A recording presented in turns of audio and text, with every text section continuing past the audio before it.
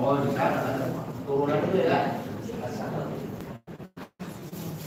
Agama kawin dan pekerjaan dalam fakta warga negara Indonesia. Saudara kenal dengan kawin? Ada hubungan keluarga? Kenal dengan kakak? Kakak mustahil. Berarti ada hubungan keluarga ya. Baik ya. Satu lagi alim ya. Jakarta tahun 92. Alamat Gang Langgar nomor 22, nomor 8, nomor 7, Kampus Taman Sari, Taman Sari Jakarta ya. Jakarta apa ya? Jakarta Barat. Anda Islam, nikah ya, dia dari fakta warga negara Indonesia. Saudara kenal dengan Habib? Ada hubungan keluarga dengan kakak? Ada hubungan pekerjaan juga tidak ada? Saudara tidak punya hubungan pekerjaan juga tidak ada ya? Baik ya, selanjutnya ke saksi yang diajukan oleh kakak. Ahli Asini, saya bilang buruk dari sini ya. Lalu tahun 2003 saudara ya, kampung Cimangge, nomor 3 ya, yang apa bentuk ya, agama Islam yang belum menikah masih warga Indonesia.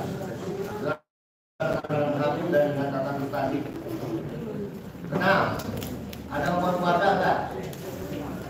Tidak ada. Pakai mic sama ini, pakai mic loh, mic jadi ambil. Sama Habib mau sama Tatan. Sama Tatan? Iya guru. Saudara adalah muridnya Tatan. Oke ya. Tapi tidak mempunyai hubungan keluarga, tidak. Pekerjaan juga dengan Tatan tidak ada. Hanya kamu adalah muridnya gitu ya. Murid apa itu? Pesantren. Pesantren. Pesantren apa namanya? Karisma. Miftahul Huda. Miftahul Huda. Miftahul Huda. Miftahul Ihsan. Miftahul Ihsan. Yang benar yang mana? Miftahul Ihsan. Di daerah Karangpawitan. Karangpawitan. Ya. Karangpawitan dan ya. Ya. Dan dulu tepung di Rupiah ya. Pagi Munyadi. Ya, tahun 2002 ya. Kampung Panunggangan ya, 01 Sukabakti Tarogongkilo ya, pada itu kan ya. Agamanya Islam,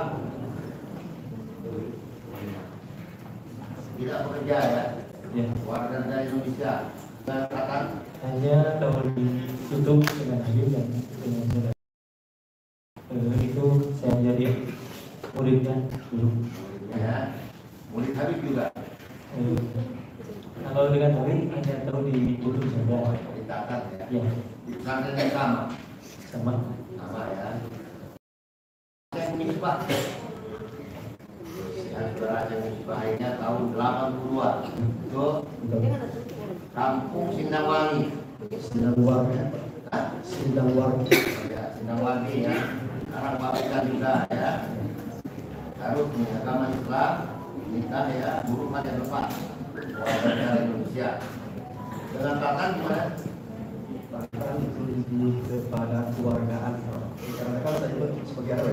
Sebagai apa? RW. Ketua RW. Wah, ya. Baik ya, saudara-saudara tidak mempunyai hubungan keluarga ya.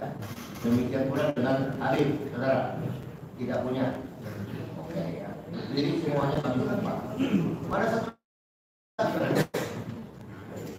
Ada satu lagi? Sudah hadir di sini mana? Yang mana? Oh itu saking hadir ya. Ada KTP-nya nggak? Tidak saya tahu.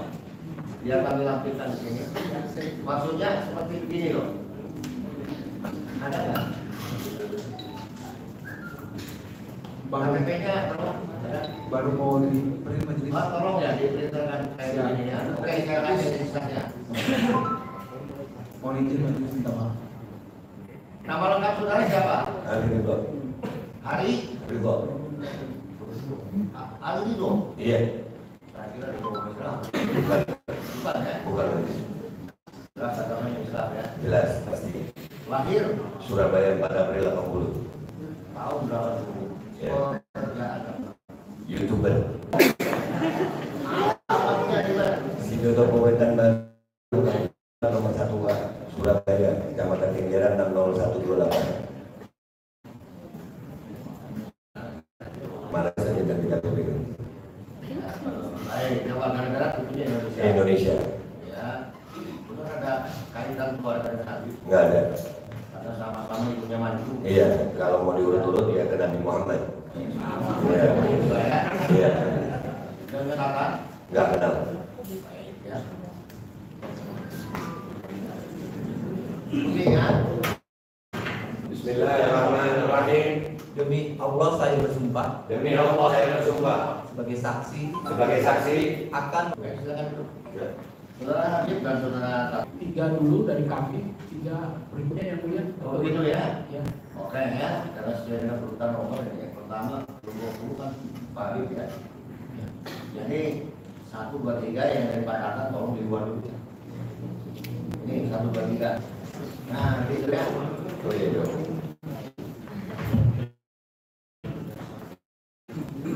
Silakan bertanya. Profesinya apa?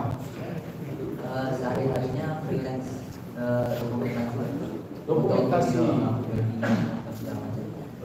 Jadi biasa mendokumentasikan acara-acara atau Iya, acara-acara itu pernikahan atau sekolahan juga. baik. Sudah berapa lama saudara bekerja?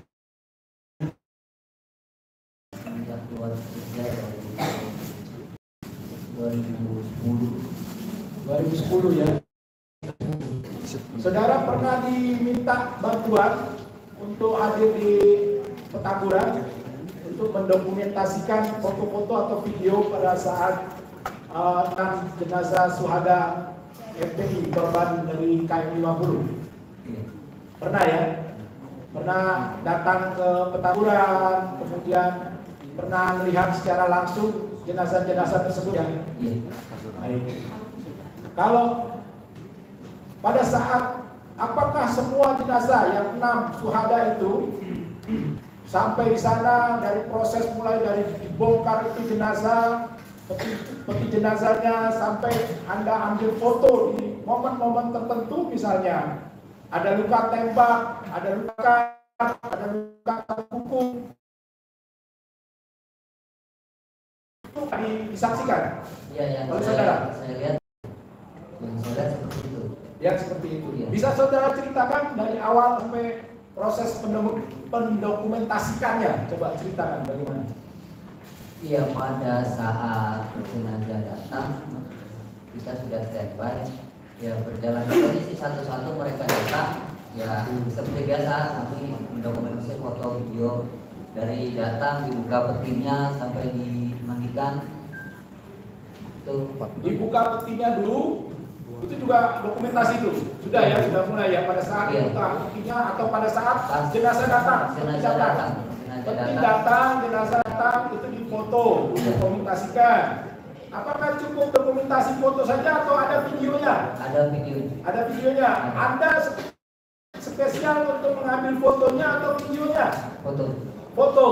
Anda ngambil. Pada saat jenazah dibuka, peti dibuka. Kemudian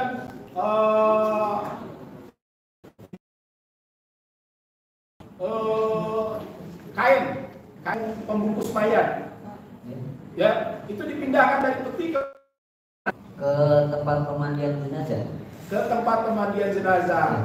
Apakah pada saat pengambilannya itu pada saat dimandikan atau dibuka dulu baru difoto baru di video atau pada saat dimandikan? Dari awal sih kita jenazah datang Ya. di dalam peti, kita dokumentasi sampai dibuka, kita foto juga video. Sampai ke pemandian kita jalan terus. Sampai jenazah. Keluarga juga hadir menyaksikan. Saya kurang tahu ya masih. Siapa yang Anda kenal di sini? Gimana sih saya kurang kenal. Bukan, maksudnya siapa di antara ya Kenal enggak? nggak kenal. Jadi hanya jenazahnya kenal tidak? Nggak kenal juga. Jadi saksi hanya memperhatikan memfoto. Iya, saya fokus. Pada saat foto itu ada yang menunjukkan, maksudnya ini foto bagian ini nih, yang kulitnya terlepas, atau foto bagian yang kemaluannya terbakar, misalnya begitu. Ada tidak yang memerintahkan? Oh tidak. Tidak. Kita langsung. Ya, karena, Maksudnya langsung gimana? ya kita langsung mendokumentasi ya, tidak ada yang memerintah sih, maksudnya tidak ini ambil ini kita spontan aja gitu. Spontan ada saja. data ya kita langsung dokumentasi seperti itu. Baik. Setelah kemudian didokumentasikan, itu foto itu apakah langsung dikuasai saudara atau diberikan ke seseorang atau bagaimana? Tidak, saya langsung serahkan. Langsung serahkan. Siapa? Anda serahkan ke siapa? Bang Aziz ya? Bang Haji, tim pengacara ya? Iya. Nah, apakah saudara punya file kopinya? Tidak. Tidak. Dibolehkan untuk mengambil kopinya? Tidak. Diperbolehkan? Tidak boleh. Ya. Setelah proses pemfotoan selesai, apakah kemudian saudara selesai terus jam berapa selesainya? Selesai. Agak lupa semuanya. Lupa ya? Malam ya. Malam ya? Saya nggak terlalu fokus. Tapi semua jenazah 6 itu Anda yang menangani, maksudnya yang Ya, menangani, dokumentasinya ya. mendokumentasikan saudara ya. Jadi 6 jenazah itu ya. Iya. Walaupun tidak mengetahui nama-nama dari jenazah itu, Tidak. tidak mengetahui. Kemudian apakah setelah selesai, adakah instruksi atau ada pesan dari pengurus untuk merahasiakan ini atau memfailkan ini, ada tidak? Tidak. Tidak ada. Jadi natural saja. Sudah. Natural saja. Selesai pekerjaan itu Sudah. sudah. Apakah ini termasuk pekerjaan saudara juga yang diberi upah? Banyak. Iya. Karena jasa saudara kan, Anda kan ngambil foto-foto itu. Iya. Nah, apakah pekerjaan kan tadi pekerjaan Anda seperti itu? Apakah mendapat jasa dari itu? Kebetulan sebelumnya saya dikasih tahu, cuman ya saya tidak menerima. Oh begitu. Jadi terima. Iya, maksudnya saya kan disuruh ini pengambilan pemotretan jenazah. Cuman ya tidak ada budgetnya gitu. Saya akhirnya ya sudah. Untuk membantu, jatuhnya Membantu ya, ya. ini membantu. Karena kan orang kena musibah ya. Baik. Baik. Apakah saudara pernah dimintakan keterangan, baik itu di kepolisian atau di satu proses peradilan seperti ini lainnya? Pernah? Tidak pernah. Baru hari ini saja ya. Baru hari ini. Baik, yang mulia cukup dari saya.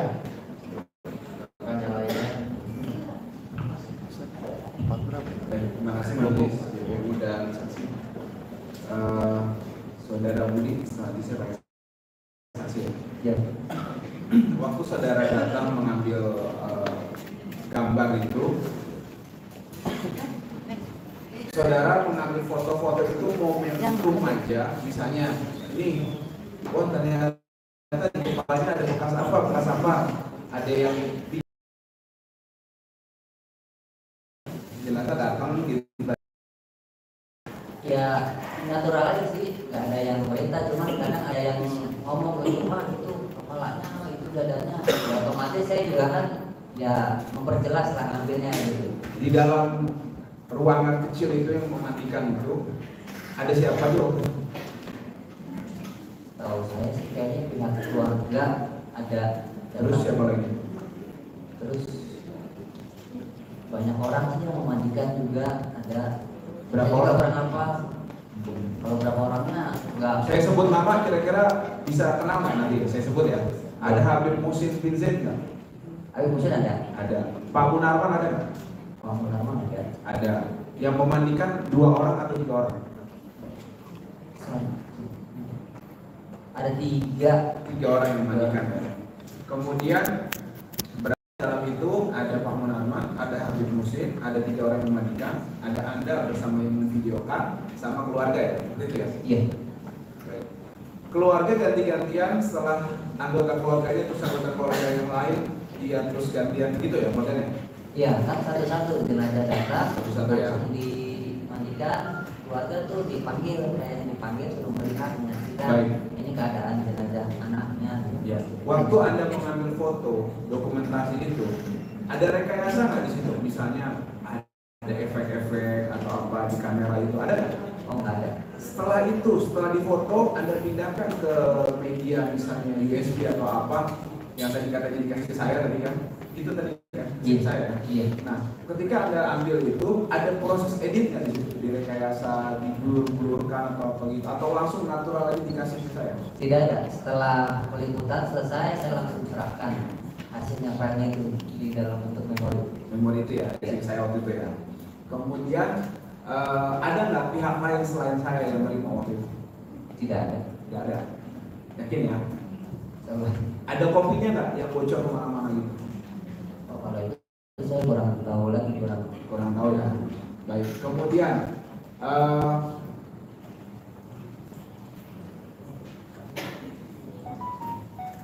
saya mau kasih lihat.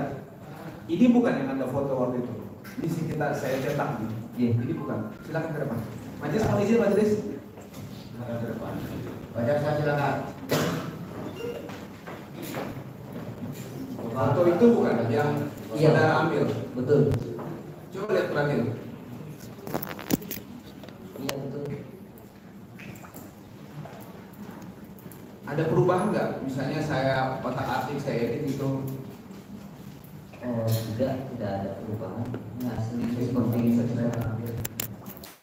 Nggak ada ya? Tidak ada. Baik. Kemudian ada berapa foto waktu itu seingat saudara? Ingat nggak? Maksudnya berapa itu berapa Iya, banyak? berapa frame? Kalau saya nggak perhatikan itu, pokoknya saya hanya mendokumentasi foto-foto, tidak menghitung berapa banyak jumlah total yang saya ambil. Berapa kamera yang saudara pakai? Satu itu aja. Satu Itu aja. Ya? Satu. Baik, terima kasih. Kameranya? kamera Canon, Sony. Nah, Apa namanya kameranya? Maaf. Sony Ininya? Tipenya? Sony 7000 Dia tuh modelnya kayak ini ya? Apa? Pro. Oh, XLR gitu maksudnya. Iya. Kemudian ada nggak yang ngambil foto selain saudara di situ? Tidak ada. Hanya saya saja yang ambil. Yang bawa kamera XLR itu model itu lah gitu. Tidak ada. Kalau handphone ada? Kalau handphone kayaknya ada. Siapa? Soalnya saya kurang perhatian juga. Nggak ya, kalau nggak itu jawab aja. Ya, Ada, lihat nggak ada yang pakai handphone video itu atau nggak ada?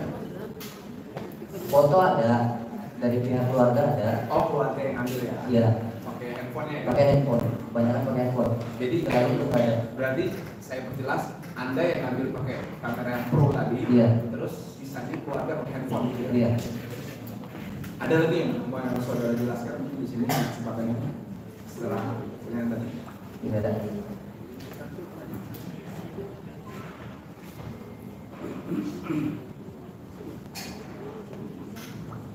Cukup majelis untuk yang ini. Kalau Habib Bar, mohon izin silakan.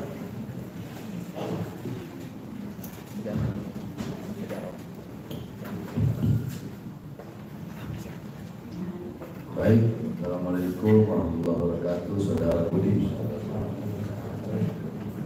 Anda tadi mengatakan dari awal jenazah datang sampai pemandian, Iya. dan Anda tidak kenal siapa saja jenazah, Tidak. dan Anda mengatakan tidak ada yang mengarahkan Anda untuk foto ini. Anda bilang spontan didokumentasi. Tapi ada beberapa yang mengatakan ini ada luka. Kalau Anda perjelas, Iya. memperjelas mengambilnya ketika ada luka, kan Iya. bahasan tadi. Terus 6 jenazahnya Anda dokumentasi. Iya. Nggak ada efek kamera, Tidak ada. ya. Dengan jenis kamera Sony A7000. Pertanyaannya, Anda mendokumentasi itu berupa foto atau video? Foto. Foto aja, Foto. nggak ada video. Teman saya. Oh. Berarti Anda khusus foto ya? Saya foto, beda foto. Ketika Anda mendokumentasi, itu Anda melihat kamera, Anda dokumentasi jenazah nih. Itu Anda lihat kamera, apa lihat jenazah? Sesekali kalau saya ambil gambar foto, sesekali saya lihat, terus saya biar lebih jelas kalau begitu. Saya ngambil foto, ya yang saya fokus sih di kamera. Kamera. Aja. Ya sebab orang kalau foto itu kan dia kadang nggak melihat orangnya lagi. Iya. Kadang dia hanya fokus ke kamera begini. Iya. Tapi ada juga yang seperti Anda bilang tadi, dia mau foto, dilihat dulu kadang. Iya. Iya. Gitu kan? Ambil Nah, angle-nya istilahnya. Anda itu yang seperti mana? Yang langsung mengambil aja tanpa melihat kondisi jenazah atau objek di depan Anda, atau sesekali atau setiap Anda mengambil dokumentasi itu Anda melihat jenazahnya. Anda termasuk yang mana di antara dua tadi? Saya foto dulu. Foto dulu. Foto dulu. Habis foto? Ya. Melihat jenazahnya sekilas. Karena kan mau lihat nih bagian mana yang mau diambil. Karena kan nggak mungkin saya kamera begini terus kan, saya lihat dulu baru saya ambil. Ya, berarti intinya kan Anda bukan hanya melihat kamera yang mengarah ke jenazah, Iya. tapi Anda juga melihat jenazah kan? Iya. Poinnya kan di situ. Iya. Baik. Nah, pertanyaan saya, apakah ada ketika Anda melihat jenazah? Saya tidak tanya ketika Anda megang kamera ya, melihat kamera enggak. Saya nggak tanya itu. Ketika Anda melihat jenazah, kan Anda bilang tadi, Iya. Anda habis foto, dilihat jenazah ini. Iya. Apakah Anda melihat luka lebam atau seperti luka bakar atau apapun itu? Iya, melihat. Hal-hal yang tidak wajar, Pak. Iya, melihat. Anda melihat? Iya. Dari 6 laskar itu yang Anda lihat semuanya satu kan Anda kan foto detail dong, satu persatu. Apakah semuanya itu ada bekas luka atau hanya beberapa saja? Hampir semua. Hampir semua. Misalkan luka-luka apa saja yang Anda lihat? Anda kan nggak kenal. Iya. Ya udah, kalau Anda nggak kenal ceritain aja. Luka Iya. apa yang Anda lihat? Saya lihat waktu itu di bagian kepalanya kayak di data, Ya. di dada, data, Ah.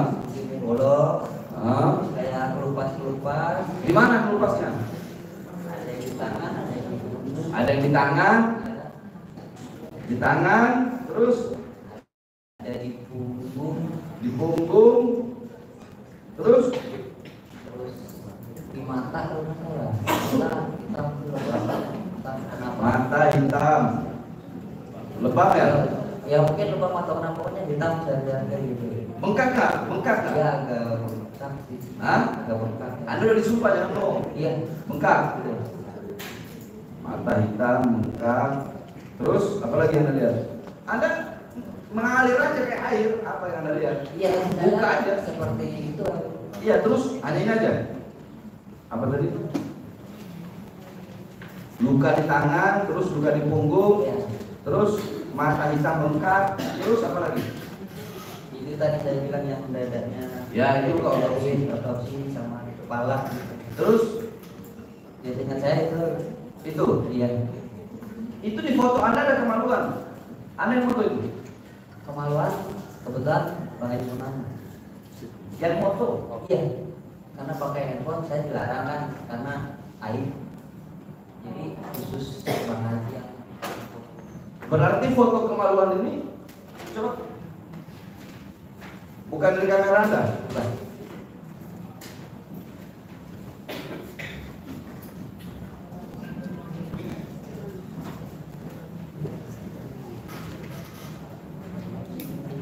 Luka terkelupasnya seperti ini nih. Iya betul.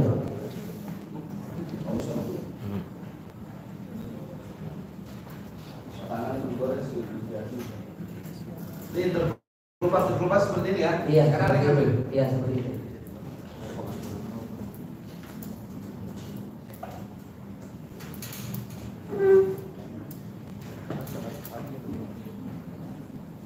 Yang kemaluan.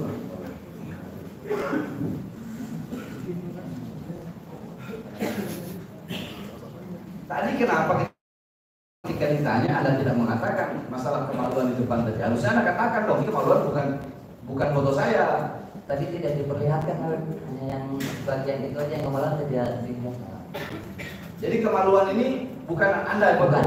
tapi Pengaji murna benar. nah, Anda lihat nggak? Pertanyaan saya itu sekarang. Tidak lihat. Kemaluan Anda nggak lihat? Tidak lihat. Anda nggak lihat kemaluan? Tidak. Baik. Semua kemaluan kalian lihat? Tidak ada. Ini foto Anda nih, kuku-kuku. Iya. Foto Anda, Iya. Foto. Anda yang foto ya? Iya. Nah, baik. Anda yang foto. Nah, pertanyaan saya, Anda lihat langsung nggak? Seperti tadi. Iya. Kan foto. Iya. Terus habis foto Anda lihat kan perhatiin. Iya. Nah, yang Anda perhatikan itu apa? Kukunya ini kenapa? Kayak kelupas gitu loh. Ya kayak nggak utuh lah. Kuku? Kalau yang normal kan itu kan ada, ini kayak hilang sebelah atau gimana gitu. Kuku hilang gitu. Iya. Ya Anda lihat langsung ya. Saya nggak nanya Anda pakai kamera. Iya. Ya Anda kan Anda habis foto, lihat gitu kan? Iya. Baik. Terus selain kuku tangan, nih, ini ada kuku kaki nih. Iya. Anda yang foto nih? Iya. Hah? Iya. Anda yang foto? Benar. Iya.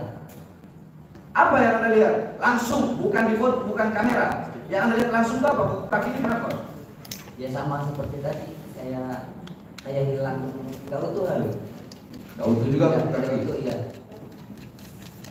Nggak utuhnya tuh kenapa? Kan orang nggak utuh tuh kan kaki ada kan, kalau kita bisa lihat, oh ini orang kayaknya kan bisa dilihat nih, kalau kita lihat kuku kakinya mungkin cedera, mungkin dari kecil cedera, atau mungkin gimana gitu. Anda bisa nggak ngebedain ketika ngelihat itu, ngelihat kuku yang dicopot, kuku yang copot nih, kuku yang hilang, sama kuku yang memang dari dasarnya lahir udah begitu. Kalau kakinya kira begitu ya Pak? Nggak boleh ya. Lanjut. Kalau yang pasti saya kurang paham gitu, karena yang saya lihat pada saat itu ya seperti itu. Entah itu tadi seperti bilang dicopot atau di apa, saya kurang tahu tuh. Yang Anda tahu pokoknya kukunya Seperti itu. terlepas saja. Ya, tidak utuh. Kukunya tidak utuh. Tidak utuh. Iya, tidak utuh. Ya. Penyebabnya saya kurang paham. Ya, baik.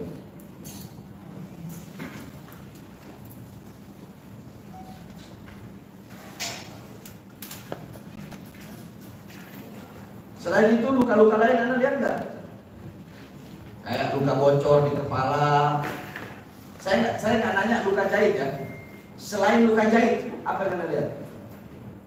Kayak apakah bekas ada luka-luka tergores, luka-luka gores merah-merah gitu. Terus ada luka-luka apa, bekas-bekas kayak bekas pukulan. Kadang ada bekas tuh atau bekas benda tumpul. Selain luka mengelupas,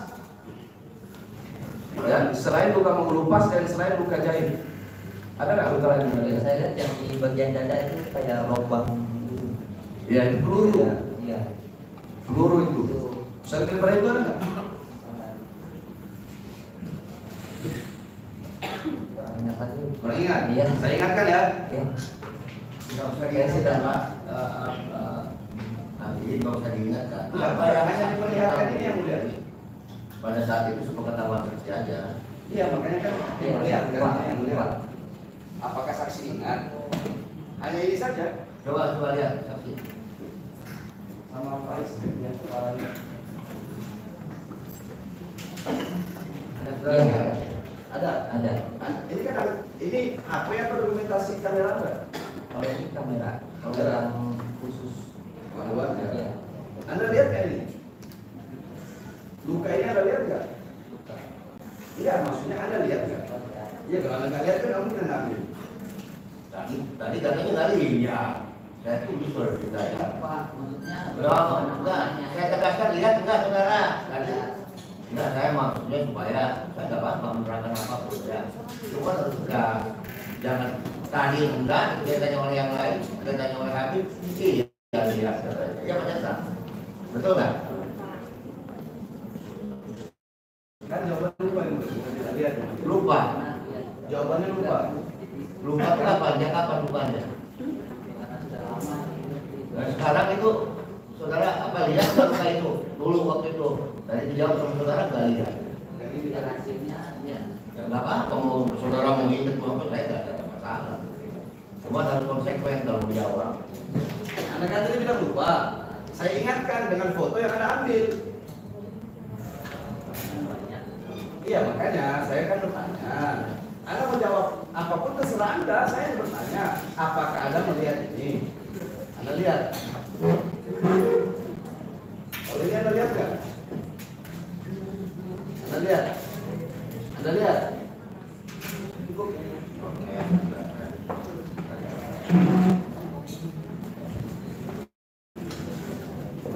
Cukup sudah ada. Cukup ya boleh. Cukup ya, baik kita kembalikan katanya, kita mau bertanya. Nah, saudara jaksa penuntut umum mau bertanya? Cukup. Baik saya dulu bertanya ya, saksi ya.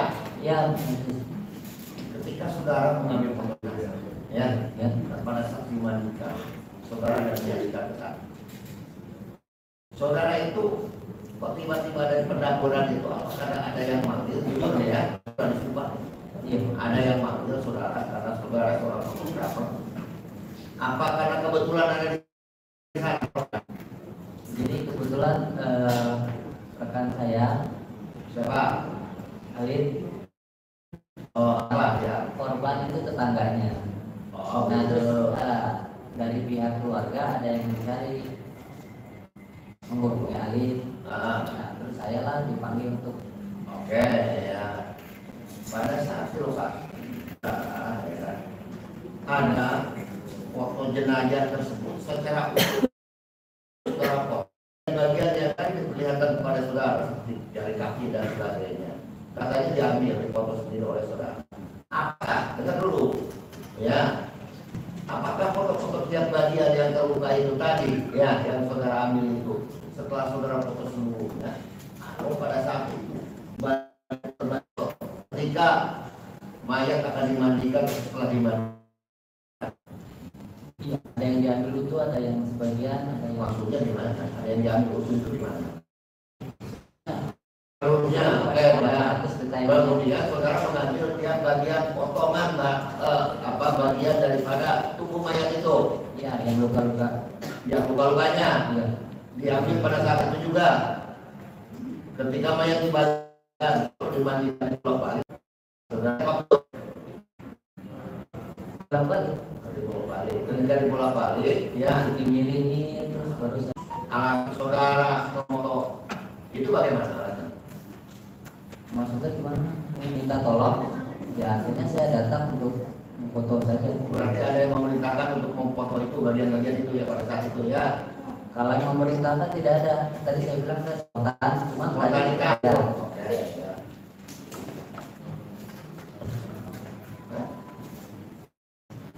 Pertanyaannya sama. Saksi ya.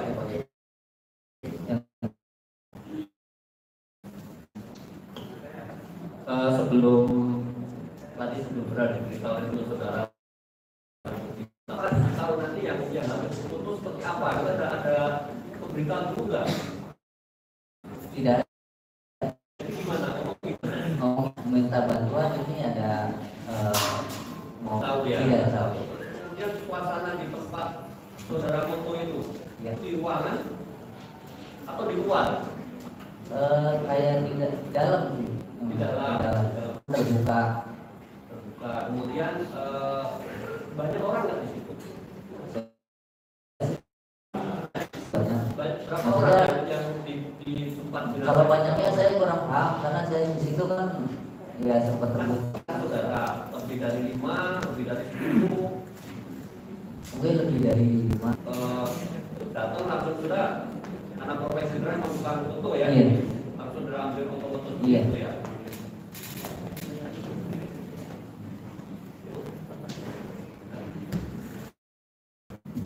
Silakan untuk saksi selanjutnya. Baik yang mulia, tapi sebelum saya melanjutkan, Saksi Mulyani. Ya. maaf yang mulia, melanjutkan pertanyaan kepada para saksi yang mulia. Kami mencoba membuka zoom di video ini. ternyata ada pihak dari Polda masuk ke sini, ke zona kami yang mulia. Jadi kami baru membuka laptop, menampilkan gambarnya di sini, tapi ada dari pihak Polda Jawa Barat ternyata masuk dalam zona itu juga yang mulia. Bisa saya tunjukkan? Ini tadi kita foto yang mulia. Kita sama-sama menjaga yang mulia, jangan sampai ada intervensi tertentu sehingga persidangan ini tidak netral begitu yang mulia.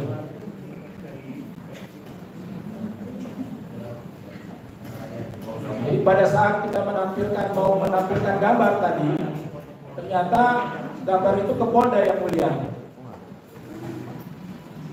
Mohon diperhatikan yang mulia.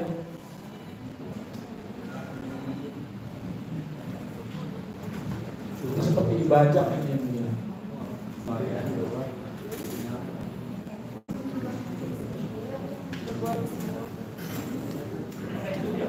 Iya. Iya.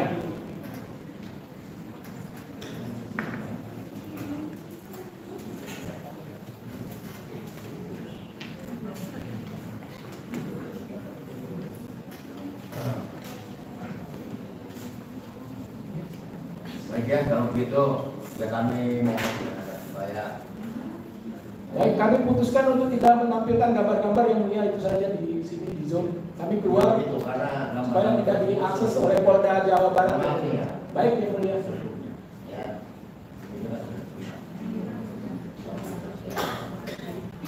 Kira-kira ada nggak pertanyaan lagi yang bisa menggantikan ya, tanpa harus ditampilkan adanya gambar-gambar.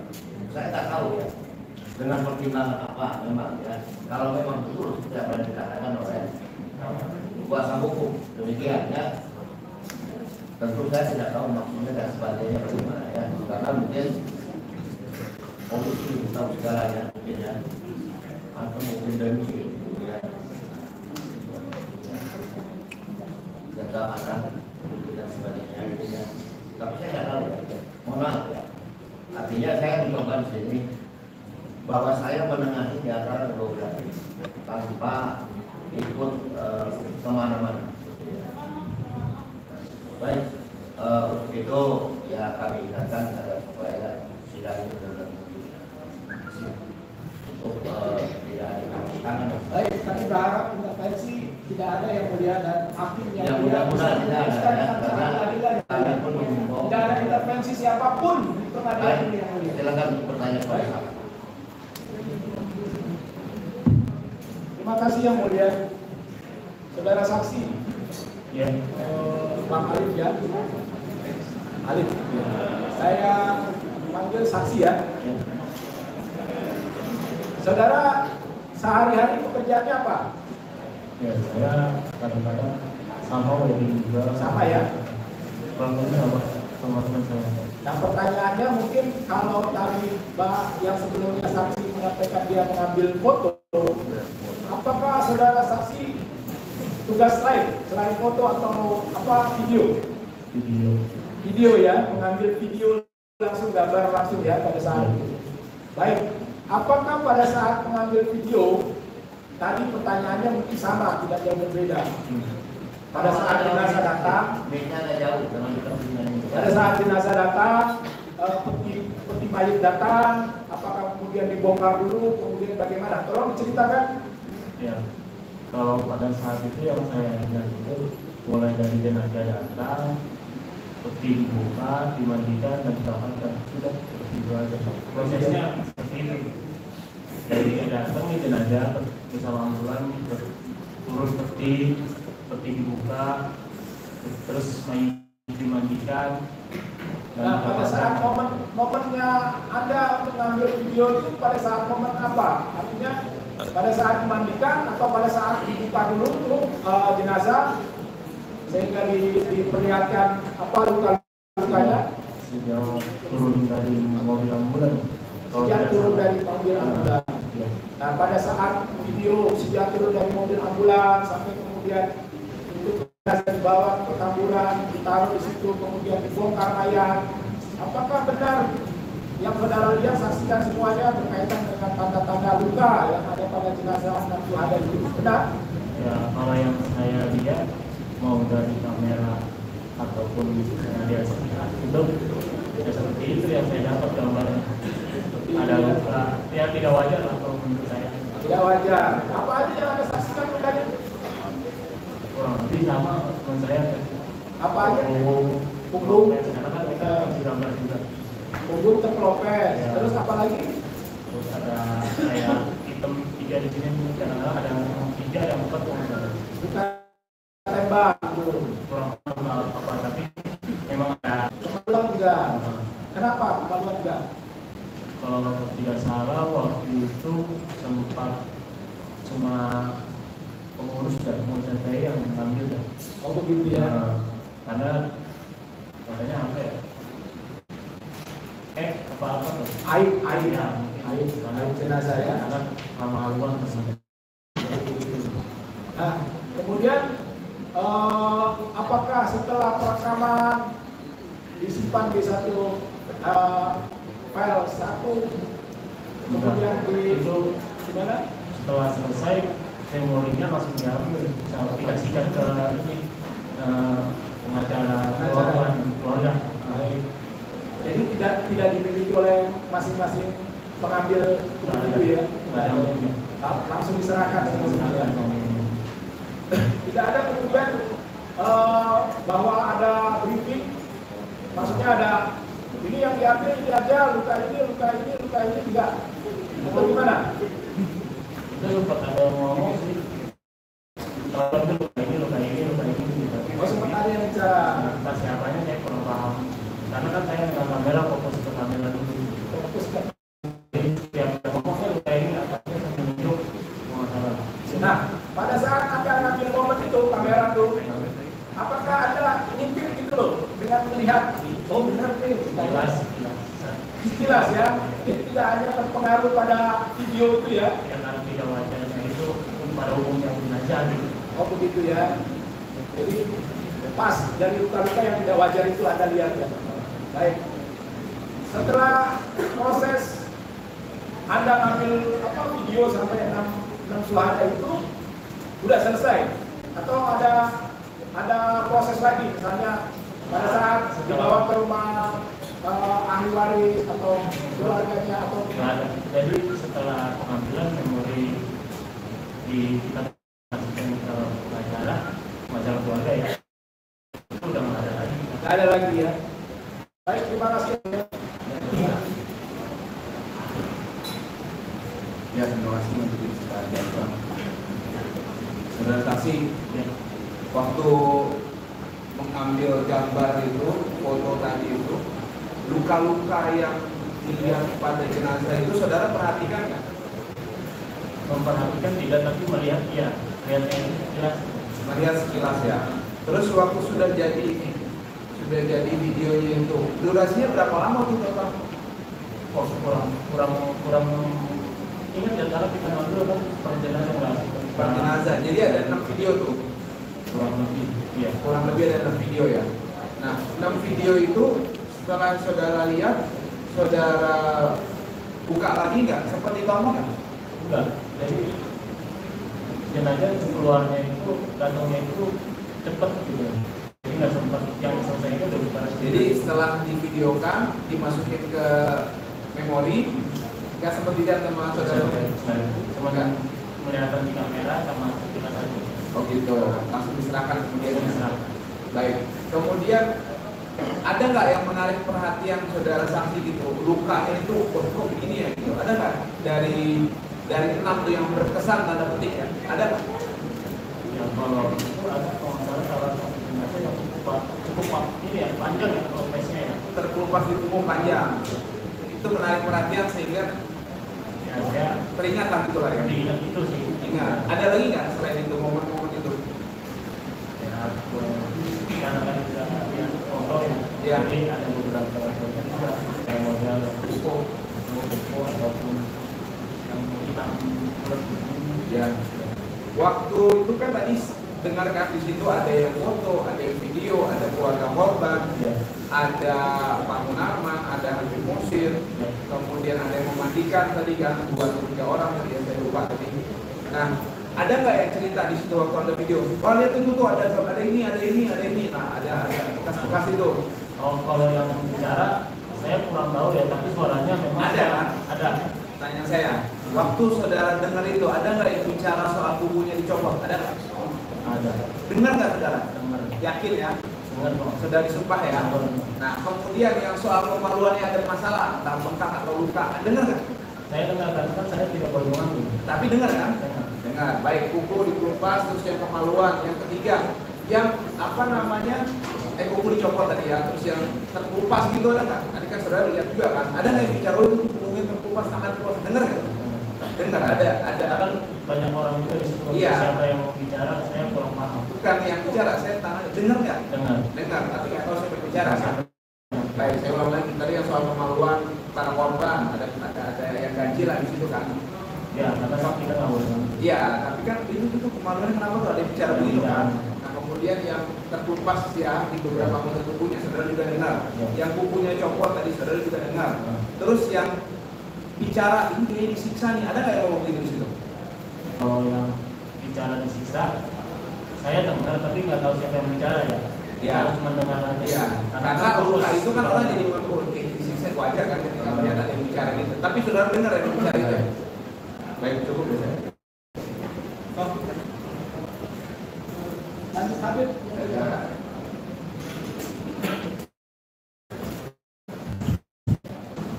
Baik, saudara Ali, assalamualaikum. Mengatakan Anda mendengar ada orang yang berbicara tuh ada luka tuh kulitnya terkelupas, tuh kulitnya copot. Nah, ketika Anda mendengar itu, apakah spontan Anda melihat? Jadi ada reaksi daripada perkataan seperti itu sehingga menimbulkan hati Anda menggerakkan kedua mata Anda untuk melihat. Benar nggak sih? Kalau spontan iya. Nah, dan bicaranya cukup kencang.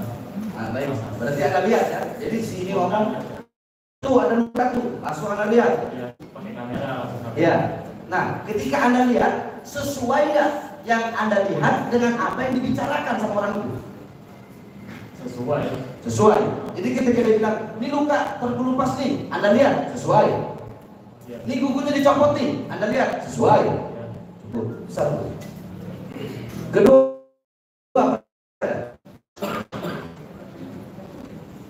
berarti Anda tahu, ingat, tidak lupa. Videonya saya mungkin sudah lupa ya, tapi karena dilihat dari tadi bukan sedikit-sedikit ingat lah.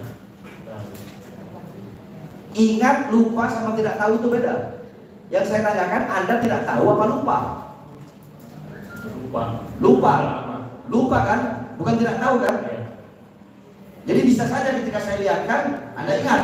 Ya, kan? Tapi di sini saya nggak mau lihatkan, karena saya cukup tahu bahwasanya Anda lupa. Orang lupa perlu diingatkan. Terima kasih Mulia.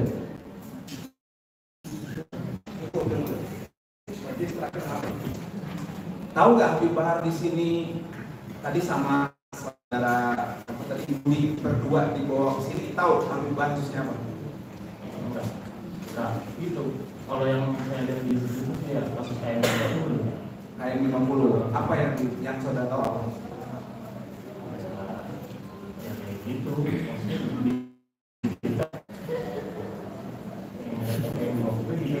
Jadi Habib Bahar dia juga ke sini, saudara kurang paham ya?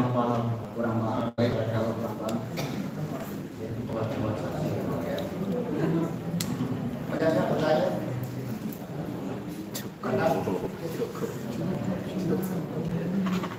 Baik, ya. Bagaimana? Ya, tidak keberatan. Gaskeun. Silakan berani.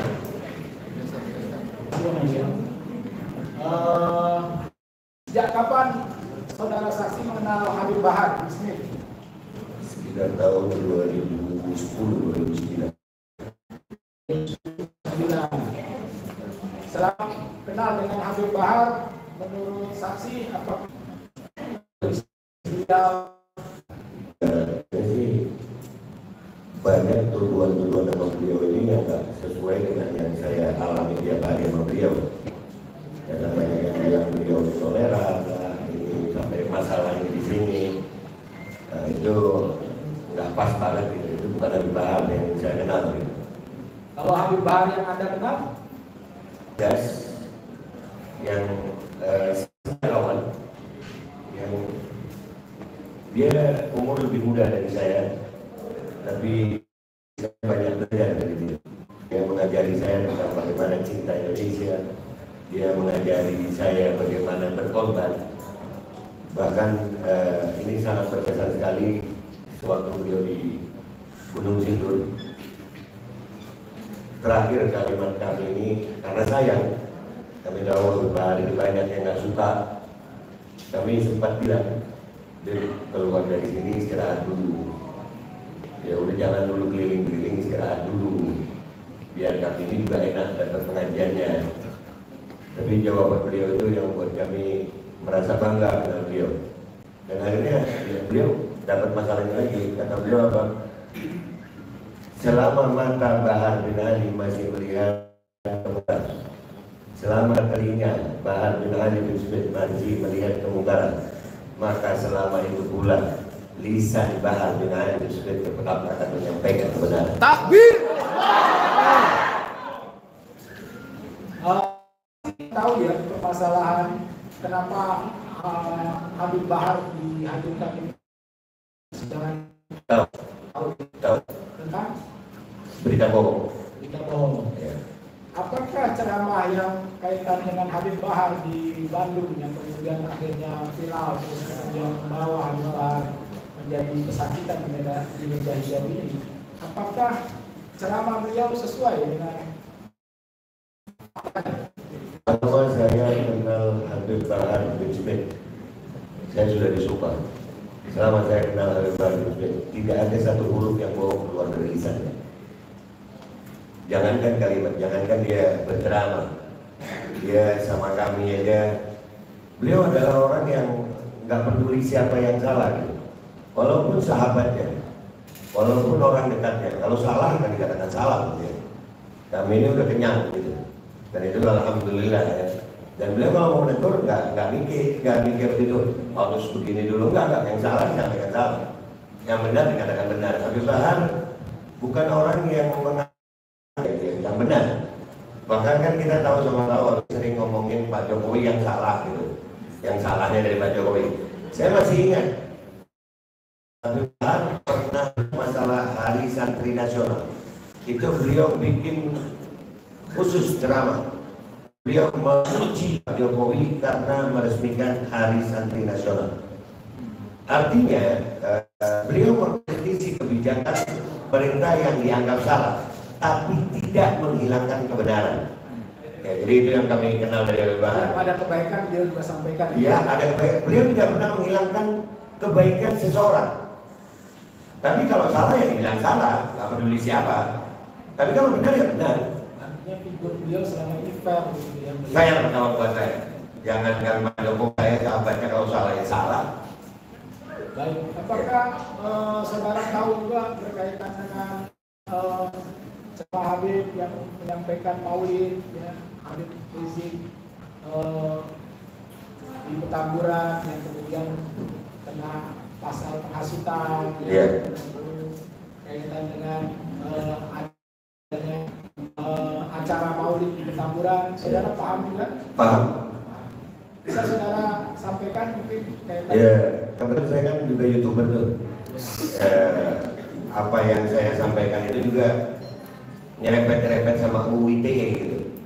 Ya, jadi memang yang kami tahu, kalau orang itu niat buruk ya bisa dibuat-buat masalah jadi begitu.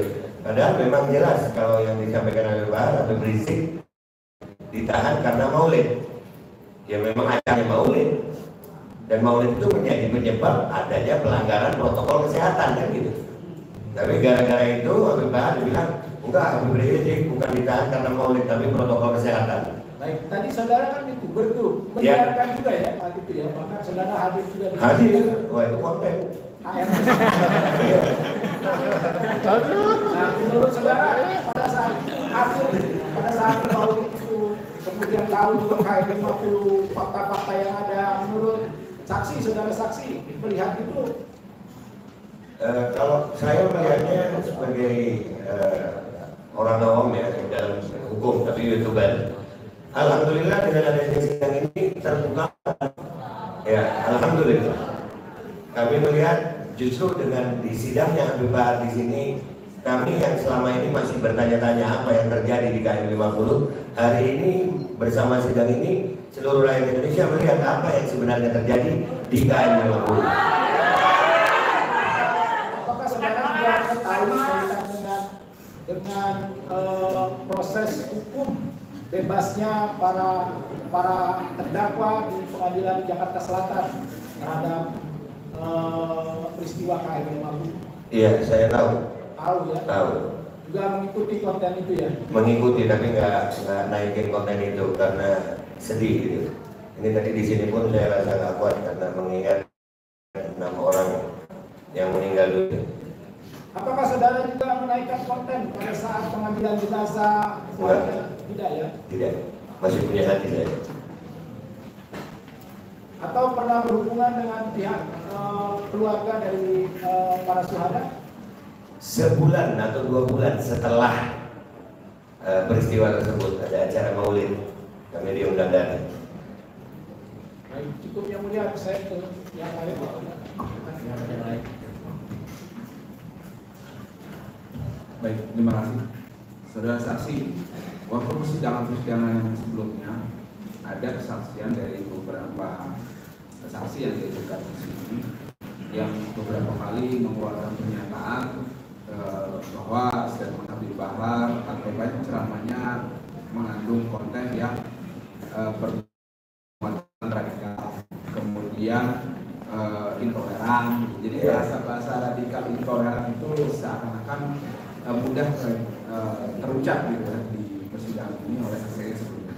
Nah, saya mau tanya secara objektif karena kan tadi saudara secara tidak langsung saya menangkap bahwa kenal baiklah sama Habib Bahar secara personal gitu kan. Nah, apakah bisa diceritakan secara kepribadian beliau lebih dalam dan juga terkait dengan 2 hal yang saya katakan intoleran sama radikal tadi, apakah ada, kalau ada konkretnya seperti apa? Terima kasih. Alhamdulillah, ini kalau diceritain semua banyak sih.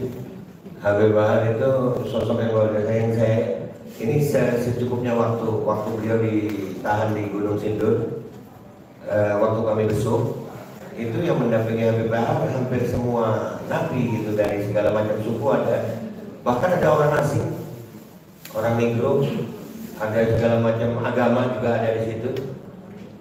Dan pernah satu waktu besuk beliau ke kamar mandi, saya iseng nanya teman-teman nabi ini, gimana perlakuan Habib Bahar sama kalian?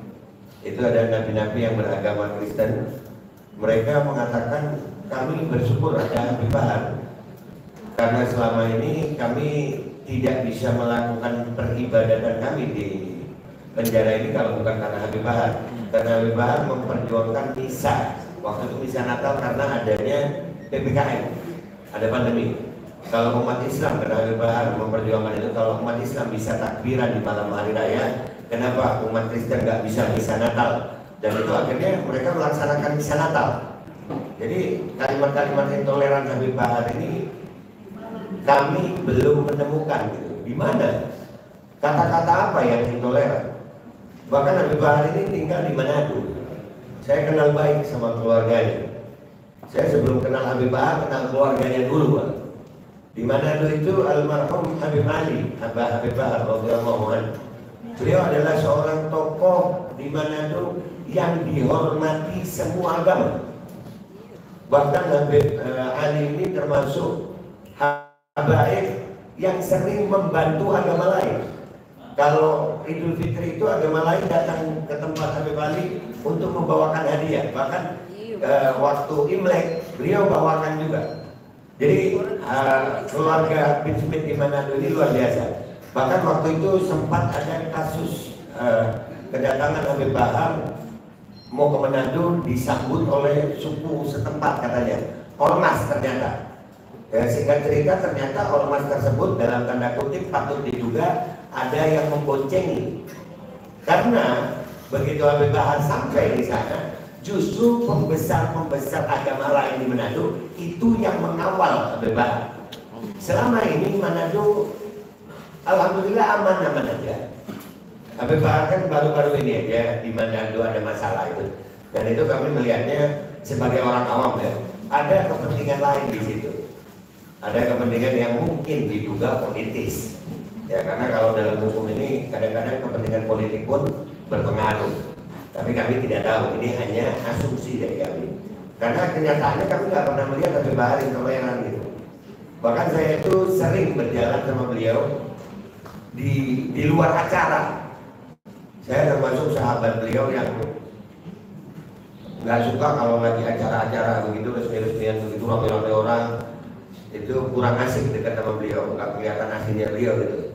Jadi kadang-kadang kalau beliau beda tiba-tiba nelpon, ayo kita jalan. Nah, beliau kalau jalan-jalan itu dengan pakaian nyaman, beliau nggak suka melihat orang yang nggak mampu beliau bantu dan nggak peduli agama apa. Saya ini YouTuber, dan saya tahu sahabat saya ini bisa mengundang konten yang viral. Saya tahu itu. Tapi setiap saya berbicara sama beliau, yang ini biar orang tahu ya. Jangan urusan pribadiannya biar aja begitu. Kebaikan pribadiannya jangan sampai orang tahu. Biar Allah yang tahu, biar Allah yang balas. Oh, sampai tadi kami ini sahabatnya, kami sering mendengar orang-orang menjadi bagi beliau, menghina beliau, memfitnah beliau. Kami yang marah. Apa kata beliau? Jangan lalu pribadi Bahar itu tidak penting. Yang penting bangsa Indonesia. Yang penting agama. Biarkan orang menjadi mati. Jadi kami nggak pernah mengenal Habib Bahar yang intoleran kepada orang-orang yang membenci beliau. Tadi ada berita, wallahu a'lam benar tidaknya, saksi yang memberatkan beliau ada yang jatuh sakit, ada yang kecelakaan katanya. Wallahu a'lam, yang saya cuma mendengar. Itu saya pribadi, alhamdulillah. Apa kata beliau? Gimana saya? Jangan, tidak boleh. Insya Allah jadi hidayah. Insya Allah dia bertobat. Itu Habib Bahar yang saya kenal. Tidak saya tambahin, tidak saya kurangi. Saya sudah disupport dengan Al-Quran.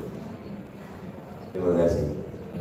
Tadi saya tertarik tadi yang di Manado tadi ada kejadian. Itu kapan kira-kira?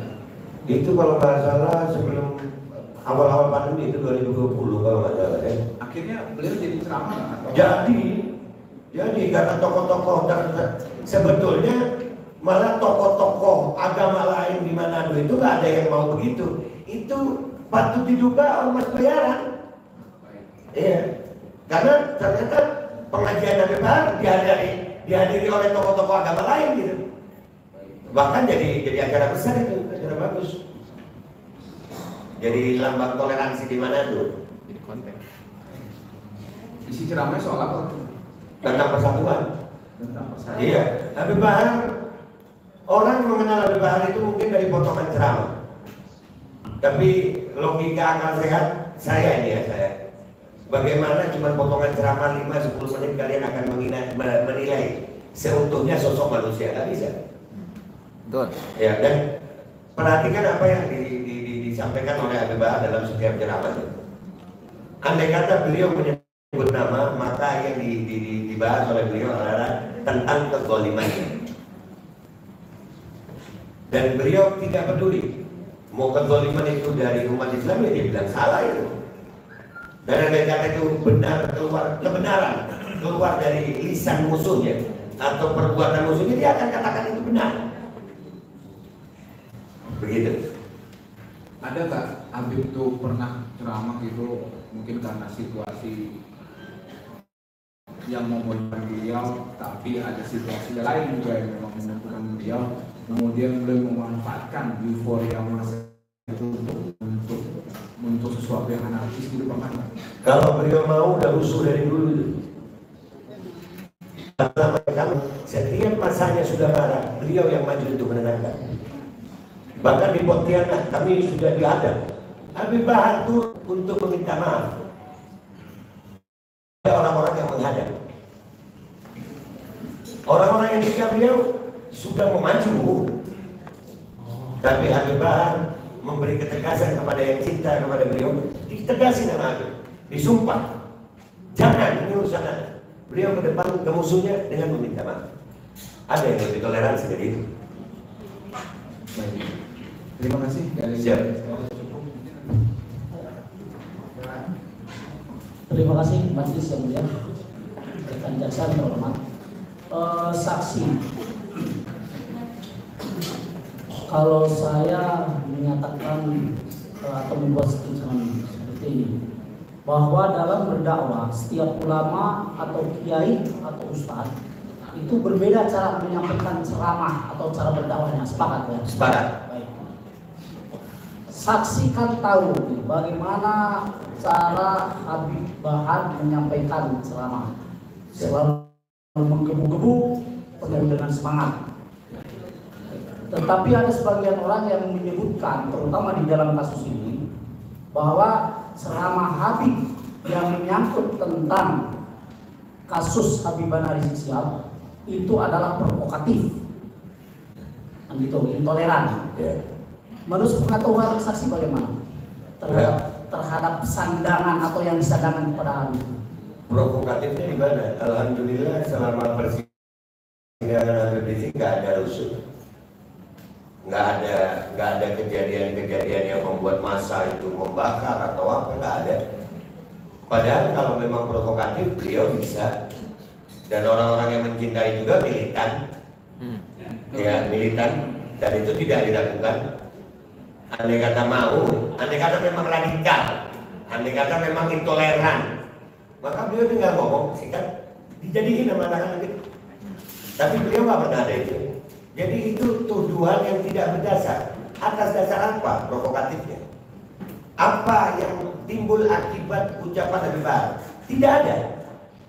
Tidak ada kejadian satupun yang membuat massa menggeruduk, massa brutal, nggak ada.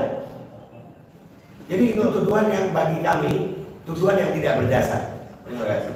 Baik, pertanyaan selanjutnya saksi. Pernahkah suatu ketika Habib Bahar berceramah atau mengejek, bahkan melecehkan suku lain, agama lain, atau ras lain? Tidak ada. Yang kami tahu, yang Habib Bahar keras betul adalah tentang kezaliman kebijakan pemerintah. Itu yang kami tahu. Dan dia bukan orang yang tidak bisa menerima pejabat itu datang ke tempatnya. Enggak. Beliau tidak bisa menerima kezaliman. Yang dilihat bahwasanya ini kebijakan yang menyengsarakan rakyat, ya itu yang beliau ucapkan. Dan beliau nggak bisa menjadi ulama yang apa itu, pura-pura baik gitu. Enggak, jelek ya dibilang jelek kemudian. Kita juga dibilang jelek.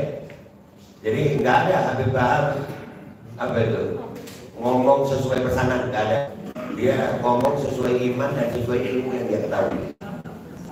Terima kasih. Baik, pertanyaan selanjutnya saksi. Di dalam ceramah yang disampaikan oleh Habib di daerah Bandung yang kasusnya sekarang lagi disidangkan, tentang pernahkah Habib mengajak jamaahnya untuk melakukan pemberontakan terhadap pemerintah? Saksi Habib Bahar di Gunung Sindur itu ada beberapa napi-napi teroris di sana, napi-napi yang sudah terpapar radikalisme. Itu jadi napi yang suka nyium bendera merah putih, napi yang nyanyi Indonesia Raya, napi yang ngaji. Ya, jadi kalau Habib Bahar mau berontak sama NKRI itu tuduhan fitnah keji. Jadi yang dimaksud dengan mari di dalam ceramah tersebut itu menurut pengetahuan saksi apa? Kewajiban sebagai umat Islam amar ma'ruf nahi munkar. Amar ma'ruf nahi munkar itu dua hal yang tidak mungkin terpisah. Kalau mau dianalogikan, amar ma'ruf dan nahi mungkar itu seperti kita mempunyai kebun. Amar ma'ruf itu menanam, nahi mungkar itu membasmi hama. Kalau kita hanya amar ma'ruf, maka kita amar ma'ruf nahi mungkar itu kewajiban dalam Islam. Ada ulama dengan penuh kelembutan mengajak orang untuk berbuat kebaikan, ada ulama yang seperti Al-Bahar dengan ketegasannya, dengan keberaniannya melawan kemungkaran, kezaliman dari siapapun orangnya. Baik, saksi. Ini pertanyaan terakhir. Pada keterangan saksi yang terdahulu, yaitu Gus Rofi, ya, bahwa kenapa beliau mendukung tentang pelaporan yang dilakukan oleh Tuba Husnul Alam, karena dia, Gus Rofi, tidak mau orang mencintai Habib dengan gelap mata, ya, dengan membabi buta. Yang saya tanyakan, apakah jamaah Habib Bahar pun termasuk saudara saksi sebagaimana mencintai Habib karena memang gelap mata atau membabi buta? Bagaimana mengukur cinta di dalam hati? Tidak ada ukurannya. Ya, mungkin ada orang yang mencintai Habib Bahar sekedar cinta beliau begini aja. Saya tidak menyalahkan Gus Rofi mengatakan tentang Habib Bahar seperti itu, karena memang hati Gus Rofi bukan hati saya. Jadi bagaimana sih? Selama saya mencintai Habib Bahar, saya mengenal Rasulullah. Dan selama mencintai Habib Bahar, kami mengenal surga. Dan selama baik. Terima kasih saksi. Sama-sama. Terima kasih yang mulia. Terima kasih. Saudara saksi, saya mau tanya berkaitan dengan apa yang disampaikan, karena dalam ceramah Habib Bahar di Gelegar di Bandung tersebut ada yang berkaitan dengan cinta NKRI, dan tadi sempat Anda sampaikan cinta NKRI yang disampaikan Habib Bahar itu seperti apa sih? Cinta NKRI yang Habib Bahar sampaikan itu adalah bagaimana kita menjadi rakyat Indonesia yang bisa saling membantu rakyat Indonesia. Karena sampai hari ini kami tahu, kami melihat semua kebijakan banyak yang akhirnya justru merugikan rakyat Indonesia sendiri. Indonesia ini merdeka karena perjuangan rakyat. Tapi setelah Indonesia merdeka, kenapa jalannya pemerintahan ini justru menyengsarakan rakyat? Betul. Itu yang beliau lihat. Dan beliau mengajak rakyat untuk bersuara bersama untuk melawan kezaliman ini. Habib Bahar tidak pernah mau menggulingkan, tapi memperjuangkan kemurahan rakyat Indonesia. Sampai hari ini, semua yang Habib Bahar katakan kita rasakan bersama. Hampir semua kebijakan sekarang ini adalah kebijakan yang dipengaruhi oleh kezaliman oligarki. Dan ini yang dilawan oleh Habib Bahar. Habib Bahar membuat rakyat sadar. Habib Bahar membuat rakyat mau bangkit. Untuk apa? Untuk rakyat Indonesia sendiri. Karena sampai hari ini mana rakyat Indonesia keadaannya? Apa yang makmur sekarang? Apa yang makmur? Kalau kami mau sebutkan terlalu banyak, Pak. Tonton aja di konten saya, banyak itu. Terima kasih. Ya. Ketika Anda berada di Gunung Sindur, tadi Anda sampaikan bahwa ada Habib sampai dia mencintai NKRI. Ya. Itu Anda pertanyakan seperti apa model? Kalau saya mengetahui orang-orang yang sudah terpapar radikalisme teroris, orang udah kena brainwash. Orang yang udah kena brainwash seperti itu ketemu Habib Bahar, diajarin sama Habib Bahar, dia cinta NKRI. Jadi kan kita tahu sama tahu tuh ada beberapa aliran yang kita sebut Islam yang melenceng lah, yang mengatakan bahwasanya hormat bendera itu haram, nyanyi Indonesia Raya boleh. Itu kan udah satu berkali. Alhamdulillah orang-orang seperti itu sama Habib Bahar kembali ke Indonesia Raya kok, kembali hormat sama bendera.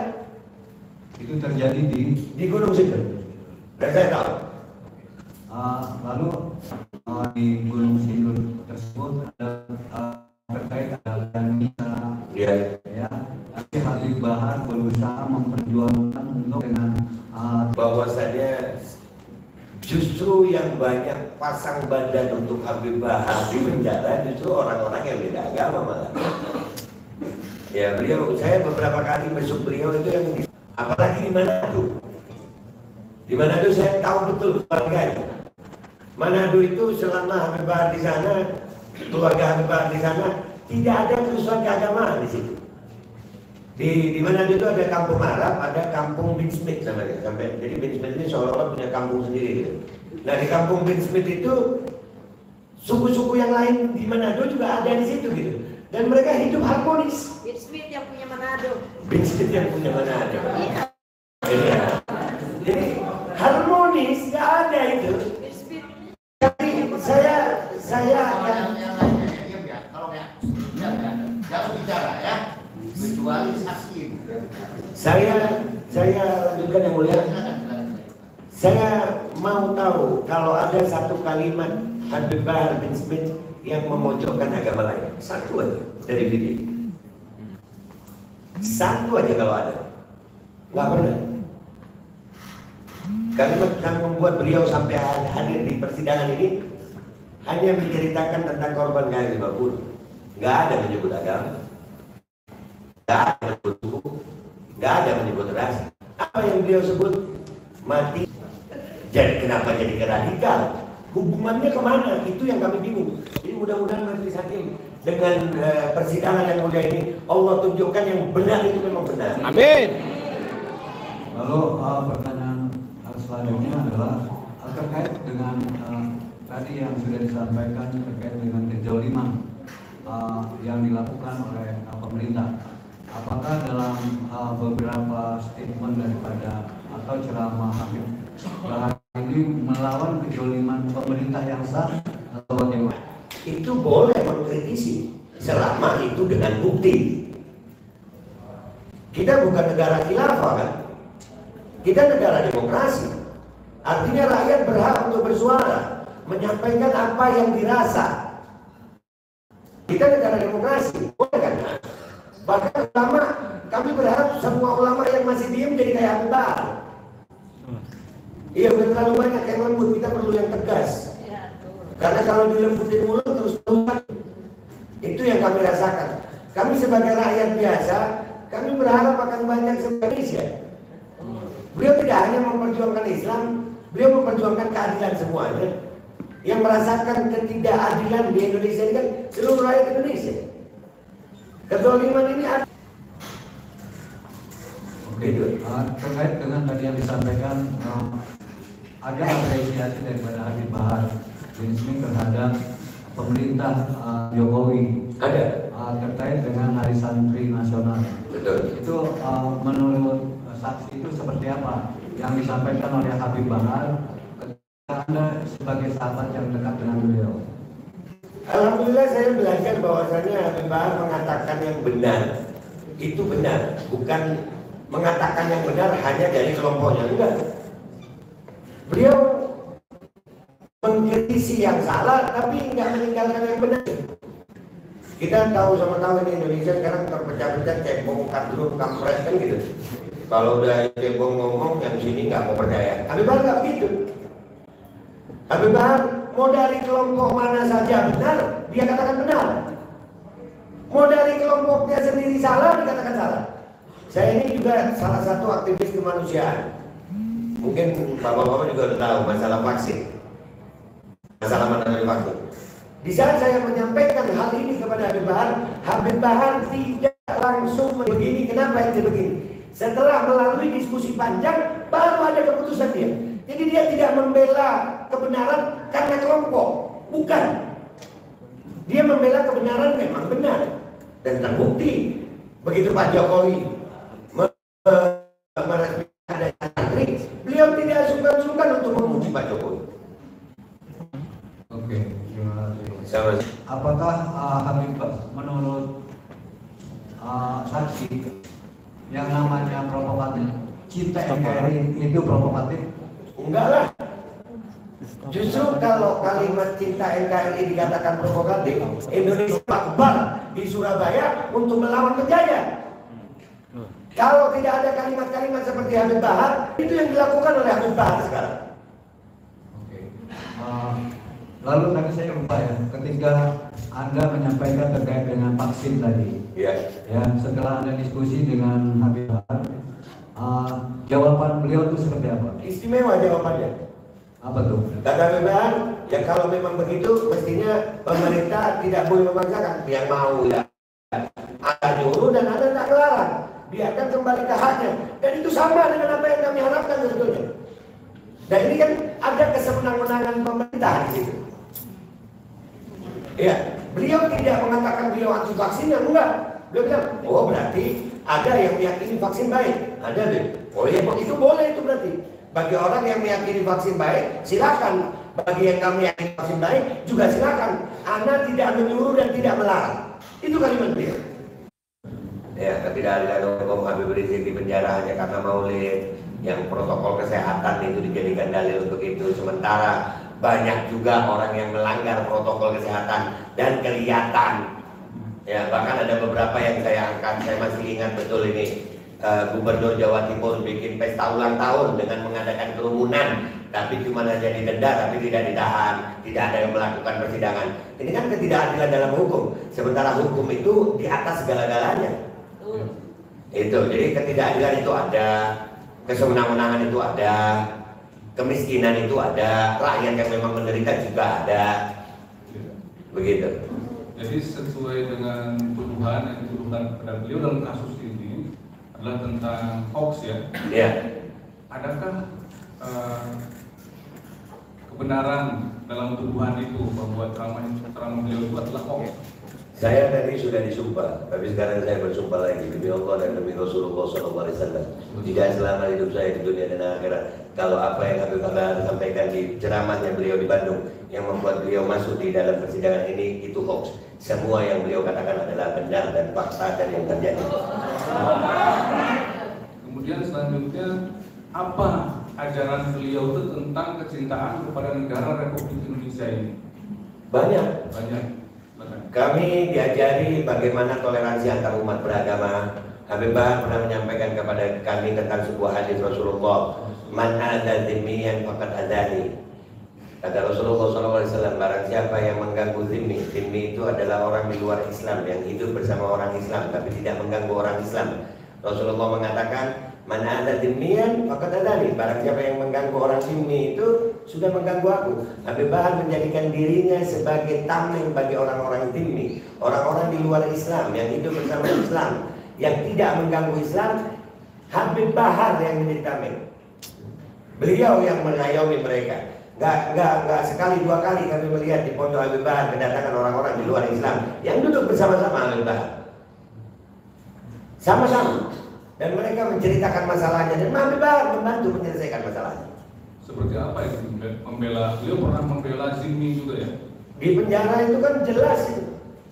Di penjara itu sampai terjadi toleransi yang luar biasa itu. Saya kagum betul sama beliau, sampai nggak cuma Indonesia. Karena saksi menengok beliau ya? Paling sering. Paling sering. Iya. Sudah berapa kali? Nggak kehitung. Ya, nggak ngitungin saya kalau sama sahabat. Iya. Kemudian tadi saksi menyampaikan juga bahwa saksi pernah diundang ke keluarga korban KM50 ya? Iya, itu sekitar 2 bulanan setelah kejadian. Ya. Apa yang saudara peroleh daripada keluarga beliau tentang 6 pengawal HRS itu? Nggak ada, cuma menangis saja mengingat itu, nggak ada cerita tentang bagaimana keadaan korban, tidak ada cerita. Tidak cerita. Sama sekali ya? Sama sekali. Mendengar tentang kondisi waktu apanya nggak ada ya? Nggak ada. Atau juga memang saudara saksi juga tidak bertanya kepada mereka? Iya, saya termasuk orang yang gini, kesedihan itu nggak gampang untuk dilupakan. Jadi di saat orang sudah bisa melupakan kesedihan, jangan kita korek lagi lukanya. Nah, sebagai YouTuber, keterangan apa yang saudara peroleh gitu ya di berbagai media itu tentang kasus KM50 itu terutama? Ya, kalau saya melihatnya sih, saya belum berani menyimpulkan ya, karena memang justru saya berharap dari persidangan ini kesimpulannya yang sebenarnya itu terjadi. Karena kami melihat banyak sekali intrik dalam tanda kutip yang membuat kami tidak boleh menilai. Karena kalau kami menilai keadaan itu, maka kami bisa kena delik hukum.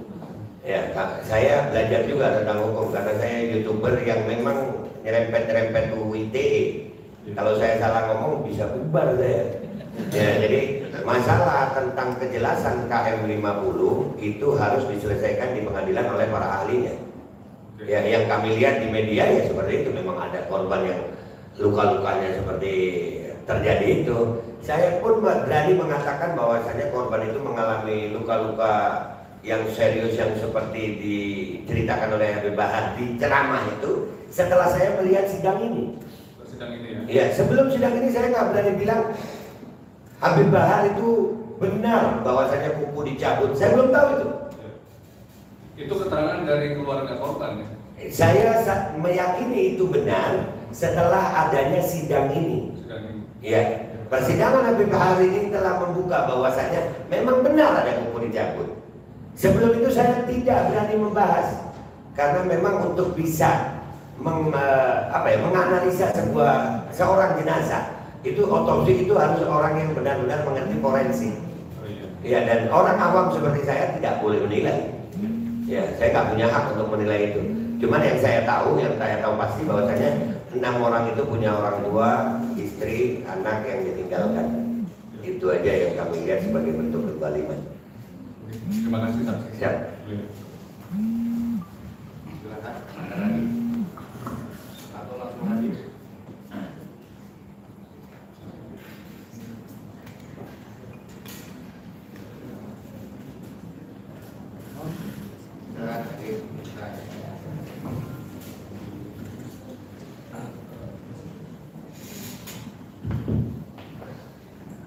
Baik, Assalamualaikum warahmatullahi wabarakatuh. Waalaikumsalam warahmatullahi wabarakatuh.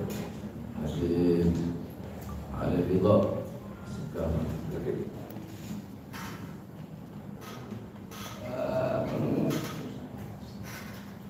Anda bingung mau nanya apa? Anda bingung mau nanya apa gitu? Anda lebih bingung mau jawab apa?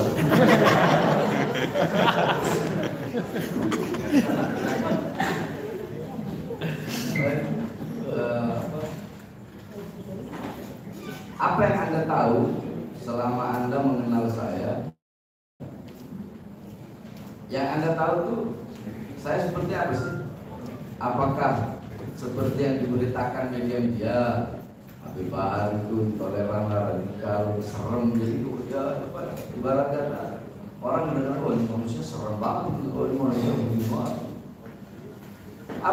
Apakah sama yang Anda rasakan selama bertahun-tahun ini? Itu aja.